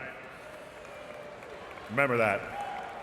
With the 85th pick in the 2024 NFL Draft, the Cleveland Browns select Zach Zinter, guard, Michigan. Oh, so that's 3 consecutive Wolverines that we go off the board. 2-time first-team All-Big Ten, unanimous All-American last year. Mel, who unfortunately broke his leg in that gruesome injury against Ohio State. Exactly. Up until that point, you talk about a guy, he had a lot of starts. 42 career starts at left guard. Tough, nasty kid, a technician, effective in space. Talk about the Penn State game. Pulling against Maryland, he got to the 2nd level. Yes, he's effective on combo and seal blocks. He sustains, but blocking in space can be a little hit or miss with Zach Zinter as a pass blocker. Technically sound, anchors pretty well. He's nearly 6'6", 310 pounds with decent arm length. Like I said, the tibia fibula injury against Ohio State, November 25th. clean break to be ready for training camp. This is a guy who played a lot of solid football for Michigan. I think he'd be an effective starter in the NFL with the Cleveland Browns. Yeah, and sometimes, guys, you got to throw out the measurables. You got to throw out all the testing. He just gets it done. He just gets people blocked. He lines up, and he's able to move people inside. Yeah, look, he has got heavy hands. Combo blocks some of the best things he does. And when he gets you lined up and he gets you punched, you will move. It's the pass pro when he gets one-on-one against quality 3 technique pass rushers in the NFL. I think that's where he's going to struggle, especially if technique is not absolutely perfect. From Michigan, they win the national championship. You wonder why. They had great players. First time in the common draft era, they've had 7 players selected in the first 3 rounds. The Niners will make the next selection. What up, though? Once again, shout out to Remus Robinson Middle School. The Philadelphia Eagles have traded the 86th pick to the San Francisco 49ers. And with the 86th pick in the 2024 NFL Draft, the NFC champion San Francisco 49ers select Dominique Pooney, guard from Kansas. Happy birthday, Tommy Harris. Pooney, a transfer from Central Missouri, started all 25 games for the Jayhawks the past 2 seasons, did not allow a sack, splitting his time between guard and tackle. I like this pick, Lou. I'll tell you, this is a kid I was high on all along. 6'5", 313. Left guard in 2022 at Kansas, left tackle in 2023. Talked about what he did at the Division II level at Central Missouri. This kid, run blocker, he gets after it, drives defenders off the ball and space pulling on the second level. Pass blocker, Lou, the hand placement, footwork, and balance I like. Dominic Pooney, I wouldn't have had a problem if he went early third, late second. Yep, I agree. Look, he started 13 games at left guard in 22. 12 games at left tackle in 23. I got to go out there to Kansas to watch them play this year against BYU, and he is nasty. He is a guy who can move people in the zone run scheme at the left tackle position. In pass pro, he has got consistent base and balance. He's got punch. He was dominant on combo blocks here. I tell you, I put here, he darn near just absolutely obliterated opposite side outside linebacker on tackle pull across the formation. He came across the formation against Iowa State with a full head of steam and absolutely just wiped them out. This guy plays with the kind of attitude that you would really associate with the San Francisco 49ers offensive line, and they've been wanting to upgrade that position anyway. This is the perfect pick. This is a great pick for them in the way that they like to block.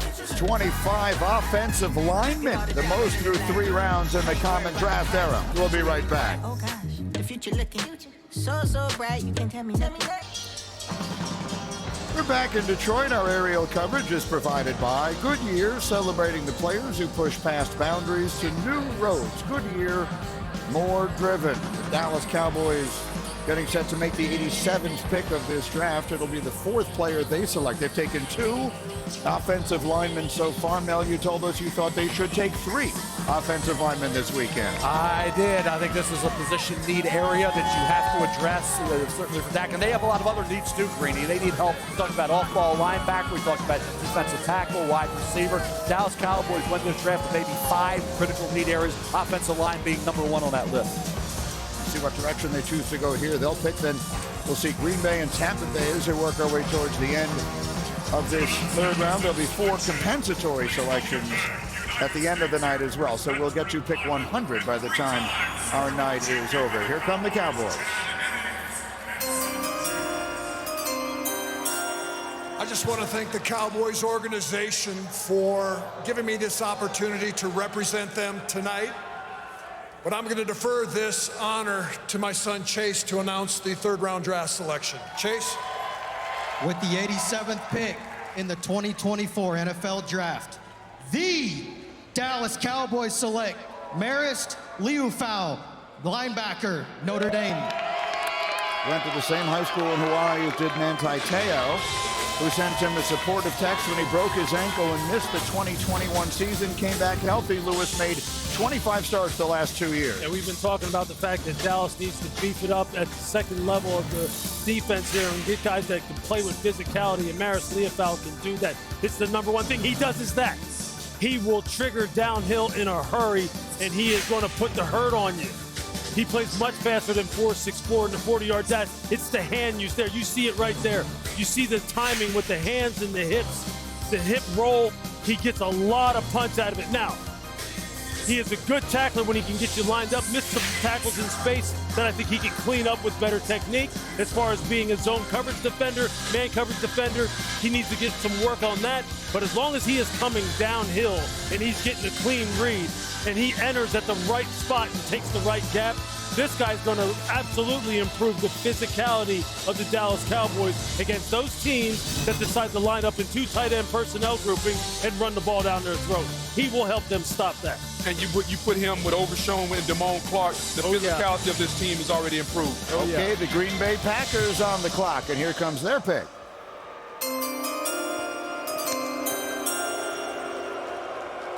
With the 88th pick in the 2024 NFL Draft, the Green Bay Packers select Marshawn Lloyd, running back, USC.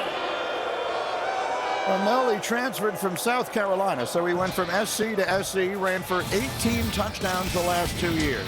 Tell you what, compact and fast. Marshawn Lloyd gets crack. He has cutback ability, and boy, he can string multiple cuts together. He has very good burst. 5'8.5", 220 pounds. He's a load. He's athletic, 36 vertical. You saw it right there. Ran 4.46, 25 reps. Strong, compact. Talk about a guy who has that burst. He can do significant damage. You give him a little crack, he can go. Here he reverses his field. He's off to the races. He can take a short pass, turn it into a big play. Great vertical issues for opponents in the passing game. Sometimes a little too east-west. He's got to be north-south, see it and go. Big issue is taking better care of the football. 8 fumbles, ball security. You got to eliminate that at the pro level, but he's fast. He's got only 291 career carries like that. But the fumbles are always an issue. And hey, we talked about guys that need to clean it up. Some have, some haven't, but that's the issue. 8 fumbles. He had 2 in 2022. 3 this past year. He had 3 in 2021 at the ACL and at South Carolina. He had no issues since then with the injury, but the ball security to me is the only problem with Marshawn Lloyd. Yeah, and I love him because he's really good after contact. Somebody that when he gets the ball, he can make yards after contact. That'll be a good trade in the NFL. Here's your old team, Booger, Tampa Bay. With the 89th pick in the 2024 NFL Draft, the Tampa Bay Buccaneers select Tyke Smith, defensive back, Georgia. He had 4 picks and 2 sacks playing the star position last year for the Bulldogs. Booger. Look, Tyke Smith is just one of those guys who can just line up inside at that star position, and he has all the traits that you're looking for to play the position. First and foremost, competitive toughness. He's going to come up, see, hey, look, you can hold the football if you want. Tyke Smith will absolutely bring the pain to you. If you want to challenge him in coverage, he can play these 2-man schemes. Georgia is known for its double high safety concept, whether it be cover 4 or 2-man, and he had great instincts doing it. Now, when you just play here, you're coming off the corner, a field blitz from the nickel position, you can see this guy just packs an absolute punch. An absolute punch. And think about the tradition of star defenders down there in Tampa Bay, those guys who play inside. He fits the bill. He definitely fits the bill, and he goes with what they have right now. Antoine Winfield Jr., one of the top safeties in football. They just brought Jordan Whitehead back. Now you have this 3-headed monster. They can play aggressive. They want to be more physical down there. Todd Bowles got himself a good one here. And so Arizona will be next here. They've had one of the busiest weekends of any team. Remember the maneuvering they did last year, setting themselves up with a lot of draft capital for this season. So they've already made 6 selections, and this will be their 7th in the 3rd round. With the 90th pick in the 2024 NFL Draft, the Arizona Cardinals select Elijah Jones, defensive back, Boston College. Adding to that defensive secondary, Mel. Tell you what, you talk about a kid with length. He has that ability to make plays. His ball production was outstanding at Boston College. A kid had a vertical at over 40 inches, 42 inches. This kid can play. And I think you look at a corner at this stage of the draft, you get an Elijah Jones from Boston College. Talk about the late 3rd round. You're getting a guy who can come in and help you. 6'1.5", 185. Like I said, 42.5 vertical, ran 4.44. So the length, the ball skills are outstanding. the speed to hold his own on vertical routes down the field. I like that. He's a willing tackler. Now, he could add a little more weight, a little more strength to that frame. Transitions aren't always smooth, but you look at him, he had a couple interceptions, he had 3 pass breakups against Georgia Tech. Overall production for Elijah Jones was outstanding. Led the ACC with 5 picks, passes defended with 13, twice named ACC Defensive Player of the Week against Syracuse and Georgia Tech. I like this kid on tape, though. I thought Elijah Jones had a chance to be a starting cornerback in the NFL. Thought he could go a little higher after he tested so well at the Combine. Yeah, keep him up close to the line of scrimmage. Let him use that length at the line of scrimmage to disrupt the release technique. Once he backs off, look, his off-man technique gets a little ragged, but the thing you love about him the most is the fact that in those short zone flat areas, he will light you up. You better keep your head on a swivel when number 1 has got you lined up, because he'll put it on you. We're 90 picks into this night. We have 10 more to come. The Green Bay Packers will make the next one as we continue round number 3 of the 2024 draft in Detroit.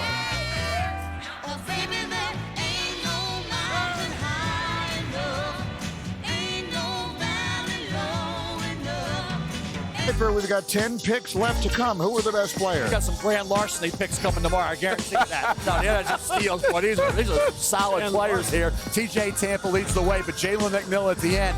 Peyton Wilson, everybody loves him. It's just, can he stay healthy in the NFL? Had injuries at NC State. And Troy Franklin down the field, vertical stretch guy for Bo Nix. And Adisa Isaac, Lou, one of your guys that you've been highlighting and talking. Every time we talk, Adisa Isaac name comes up. Yeah, I mean, he's got long arms, great pass rush technique. He'll be a steal for someone. Grand larceny, as you call it. Packers making their 5th pick of the weekend.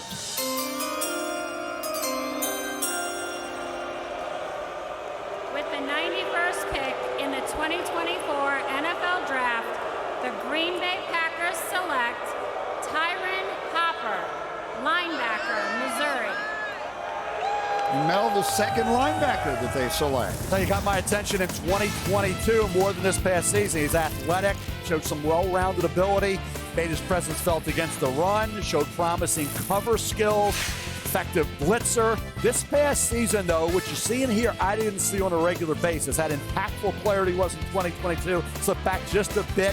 First order of business, become a much more reliable tackler than he showed this year. Now, he did have the injury late in November. He still threw 10 games, was leading him in tackles at that point. But you think about certain games, the Kansas State game, 8 tackles, but overall the consistency that I saw, I don't think he built on that in 2022, then injured late in November. So Tyron Hopper has shown, has flashed, had that year. So again, if you can recreate that, you got something. Green Bay has a guy here who can get to the football, certainly has the speed, sideline to sideline. Yeah, I think he's got to get stronger. To me, he's the ultimate run and chase linebacker. He needs to be off the ball. He needs to have some big guys in front of him. He needs to go sideline to sideline. Definitely needs to get stronger, especially at the point of attack and taking on blocking. Look at the athletes that the Packers are bringing in here.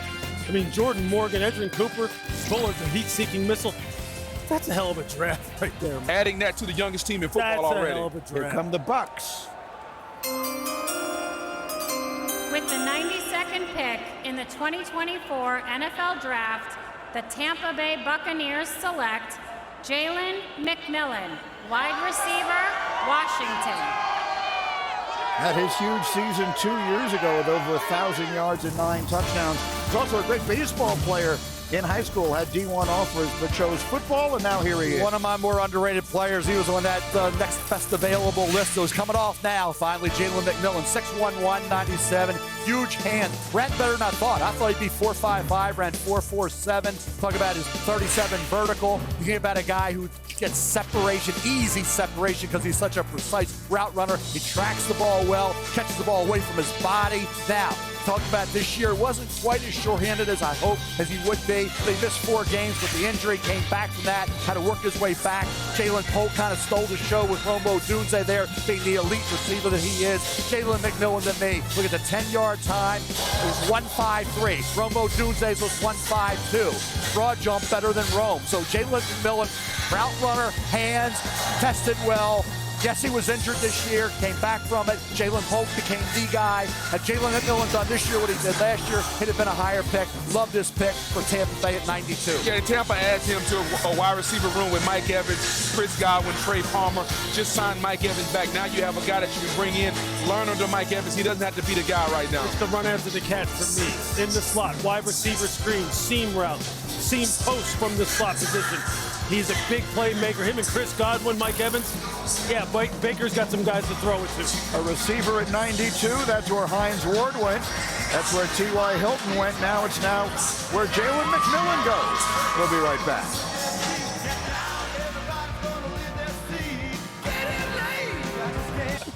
Back on the draft, our aerial coverage is provided by Goodyear. From their first step on the field to their first step on this stage, the players have drive. Goodyear, more driven.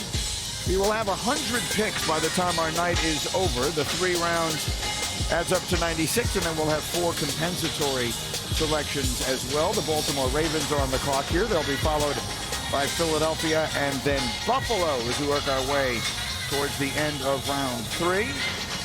Mel has had quite a few players that have stayed on the board for a while. Your best available have remained the same for quite some time. I think they're starting to come off the board, though, Greeny. I think we got a couple guys that you may see popping soon because they're just too good to pass up at this stage of the 3rd round. We'll see. Will they make it to day 3? Here are the Ravens.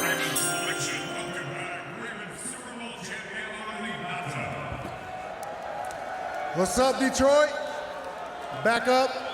I'm here with my sons, Sam, Max, and Colt. They were all born in Baltimore, and they were all raised to say one thing. Steelers suck!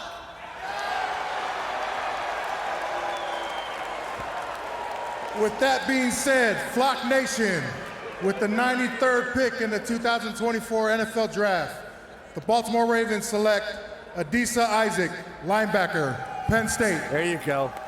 He's out of Brooklyn, New York. 7.5 sacks last year.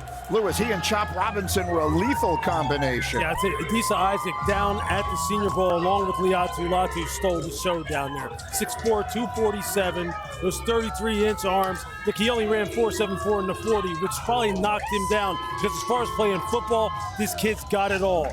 Heavy hands, comes off the ball with a lot of shock in his hands, a lot of torque through his lower body. He can rush with power. He has good slaps and rips off the edge, whether it be from a 3-point or a 2-point like you're going to see here. When he's against tight ends in the 6 technique, one-on-one, he just destroys them. He destroyed everybody he went up against. You couldn't block him. As far as here on a TE, where he's looping back inside, he had great agility, being able to locate the quarterback in the pocket. And here you're going to see him high side with that long arm. You see him put it in the tackle's chest and then come off as the quarterback tried to step up, and he just takes him down here again on another TE. Look at the mobility and the agility to track the quarterback down. Mel, I know you like him too. This dude was productive as heck. If he ran 4.64, 4.5, you would have been talking about him in the end of the 1st round, 2nd round. It's going to be really interesting to see how his career unfolds as opposed to Chop Robinson. Yeah. Then you get the workout numbers without the production. Here you get the questionable workout numbers with great production. Right. Odafe Oweh, the Ravens drafted because of traits. Right. Didn't have a production, never sacked that final year. He's disappointed so far. Sure. Adisa Isaac is the exact opposite. He doesn't test great, but he plays extremely well. This is a Ravens type pick, isn't it? Again, I was going to say the epitome of the phrase, play like a Raven, he does that. The Eagles are set to make the next pick here. This is number 94, a pick they got from San Francisco in an earlier trade. And we will have Buffalo, and then we'll start working our way towards the compensatory selections. With the 94th pick in the 2024 NFL Draft, the Philadelphia Eagles select Jalix Hunt, linebacker, Houston Christian. Mel, there he is. He is the first player ever from Houston Christian drafted into the NFL. It's a great story to think about how far he came. He was 3 years at Cornell. He was 195-pound safety. Started 1 game at Cornell. In the portal, nobody wants him. He goes to Houston Christian, and he develops into a pass rusher who tested off the chart. 6'3.5", 252 pounds, long arms, huge hands, Forced 6'4", 40, 37.5 vertical. In the Southland Conference, led him in tackles for loss in 2022, the entire conference, which you would expect with a kid with that kind of ability. 7 sacks that year. Thought he'd do better this year in terms of production. Had 6.5 sacks, but he flashed. 2 years at Houston Christian, 20.5 tackles for loss, 13.5 sacks, 5 forced fumbles. Now he has bend, easy bend, closes quickly, popping his hands, drives opponents in reverse and disengages and stops the run, which I like because he can locate the ball. Needs to go to a secondary pass rush move faster, still mastering the nuances of the position. He is the ultimate developmental pass rusher who's got 1-2 and has a ton of talent. It's great to go from where he was to being a third-round pick. An amazing story. Credit to Jalix Hunt. It is genuinely a great story. Here we go now. The Buffalo Bills are next. With the 95th pick in the 2024 NFL Draft, the Buffalo Bills select Dwayne Carter, defensive tackle, Duke. He was the first 3-time team captain in Duke football history, had 12 sacks for his career. Yeah, you gotta love Dwayne Carter now at 6'2", 302 pounds. This is a combination 3 technique-based defensive end, and I'm telling you, he's shot out of a cannon the way he gets off the ball. You see him there just taking Notre Dame's offensive guards and depositing them back into the lap of the quarterback. He has got power, he's got quickness, he's got a nice nose for the quarterback in terms of locating him in the pocket. He can use quick hands. He's here, you see him recognize the screen, go for the ball, go for the strip. This is a guy who right now, look, he's the better 3 technique than he is a defensive end. He doesn't have the kind of measurables to really play defensive end. But in Buffalo, he's going to be, look, him and Ed Oliver inside in Buffalo at the defensive tackle position, that could be a problem. That could be a nice combination. I love Dwayne Carter, wrote about him again in the write-up I did for ESPN.com. It's one of those guys who I thought was going to be a day 3 pick that I love. Not so fast. And I think the best thing you say about him is his activity. He's always active inside. He's not going to get blocked. Even though the technique may not be sound, he's very active. And to go along with Ed Oliver, now you got some guys that are active, that can be on the move in Sean McDermott's pressure defense in Buffalo. We have 5 more picks to go tonight. We're up to number 96. The last quarterback taken was selected at number 12. It's a long time. Will we hear Spencer Rattler's name before the night is up? We'll find out next.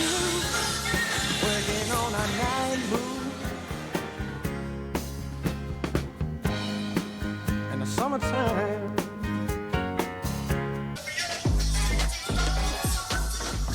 Welcome back to ESPN's coverage of Day 2 of the NFL Draft. We're getting ready to wrap up round 3 here. The Jaguars are making the first of the compensatory selections tonight. So this is number 96 overall. We will go through 100 selections and then pause for the night, and then rounds 4 through 7 with our coverage getting set for tomorrow all day. Part of the draft where the teams really build out their rosters. A few more to be done tonight. The Jacksonville Jaguars will make the next selection.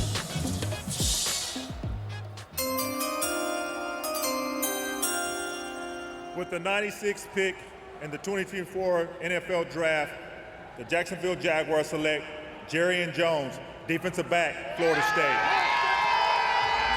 Seminole started his career at Mississippi State before the transfer. Versatile slot corner, slot guy. He only makes big plays in coverage. He can do that, but he can also get in the opponent's backfield. Jarrian Jones, active, alert football player. We talked about guys that come to the NFL and contribute in any role you ask him to do. Jarrian Jones, to me, guys, good footwork, impressive first to the football, had 5 tackles, lost 3 interceptions, broke up 3 passes. First player in FSU history, the only player nationally this year, a sack, a tackle for loss, a forced fumble, a fumble recovery, and an interception in a game. Jarrian Jones, I'll tell you, we had Green go a little earlier. Jones can play as a slot corner. Yeah, he sure can. He played the majority of the snaps in 2022 outside, moved inside this year.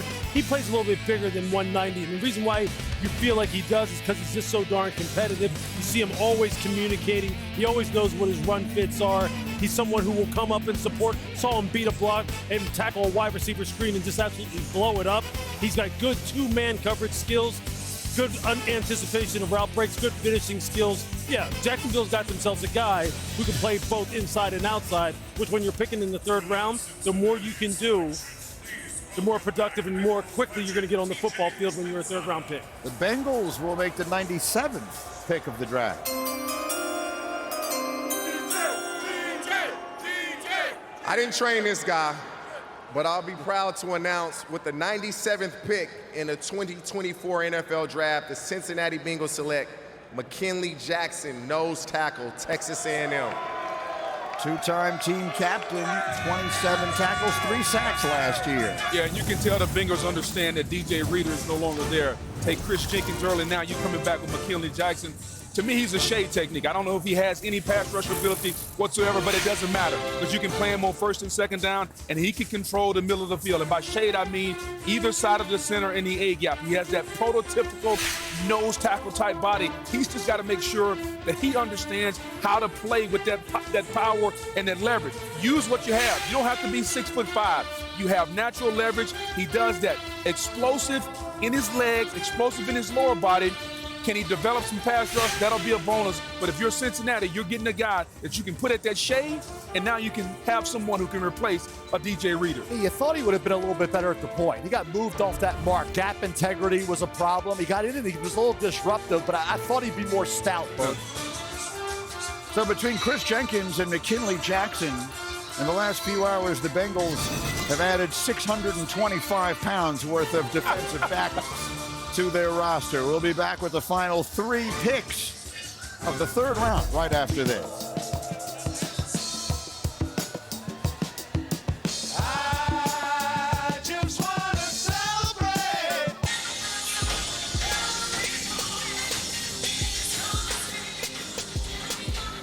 And we're back in Detroit. You're watching the 2024 NFL Draft, presented by Courtyard by Marriott. Pittsburgh Steelers are ready to go. This is pick number 98 of this 2024 draft.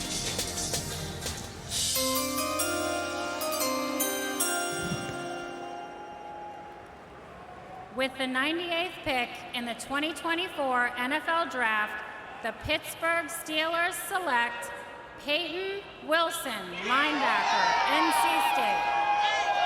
Well, Mel, you've been waiting to hear his name. Such a good player. Injuries, of course, have been such a big part of the story. You see the issues that he's had, including the ACL injuries to the knee, but he's rebounded so well. He was the ACC Defensive Player of the Year. Mel won the Butkus and Bednarik Awards. He earned it. I'll tell you, number 11 was always around the ball. He showed up in so many different aspects of linebacker play, whether it was against the run, in coverage as a blitzer. The production was off the charts. Kid had 6 sacks, 3 interceptions, 17 and a half tackles for loss, and 138 tackles this year. 10 or more tackles in 9 games. 16 tackles against Miami, 15 against North Carolina, 14 against Notre Dame, against Clemson. He had a pick 6 and 8 stop. Lacrosse player in high school, had 6 goals in a game. State wrestling champion. What didn't he do? 6'4", 233, ran 4.43, 34 and a half vertical. Now, the durability, the injuries is the big concern. If you keep him on the field, the Pittsburgh Steelers got themselves a heck of a player.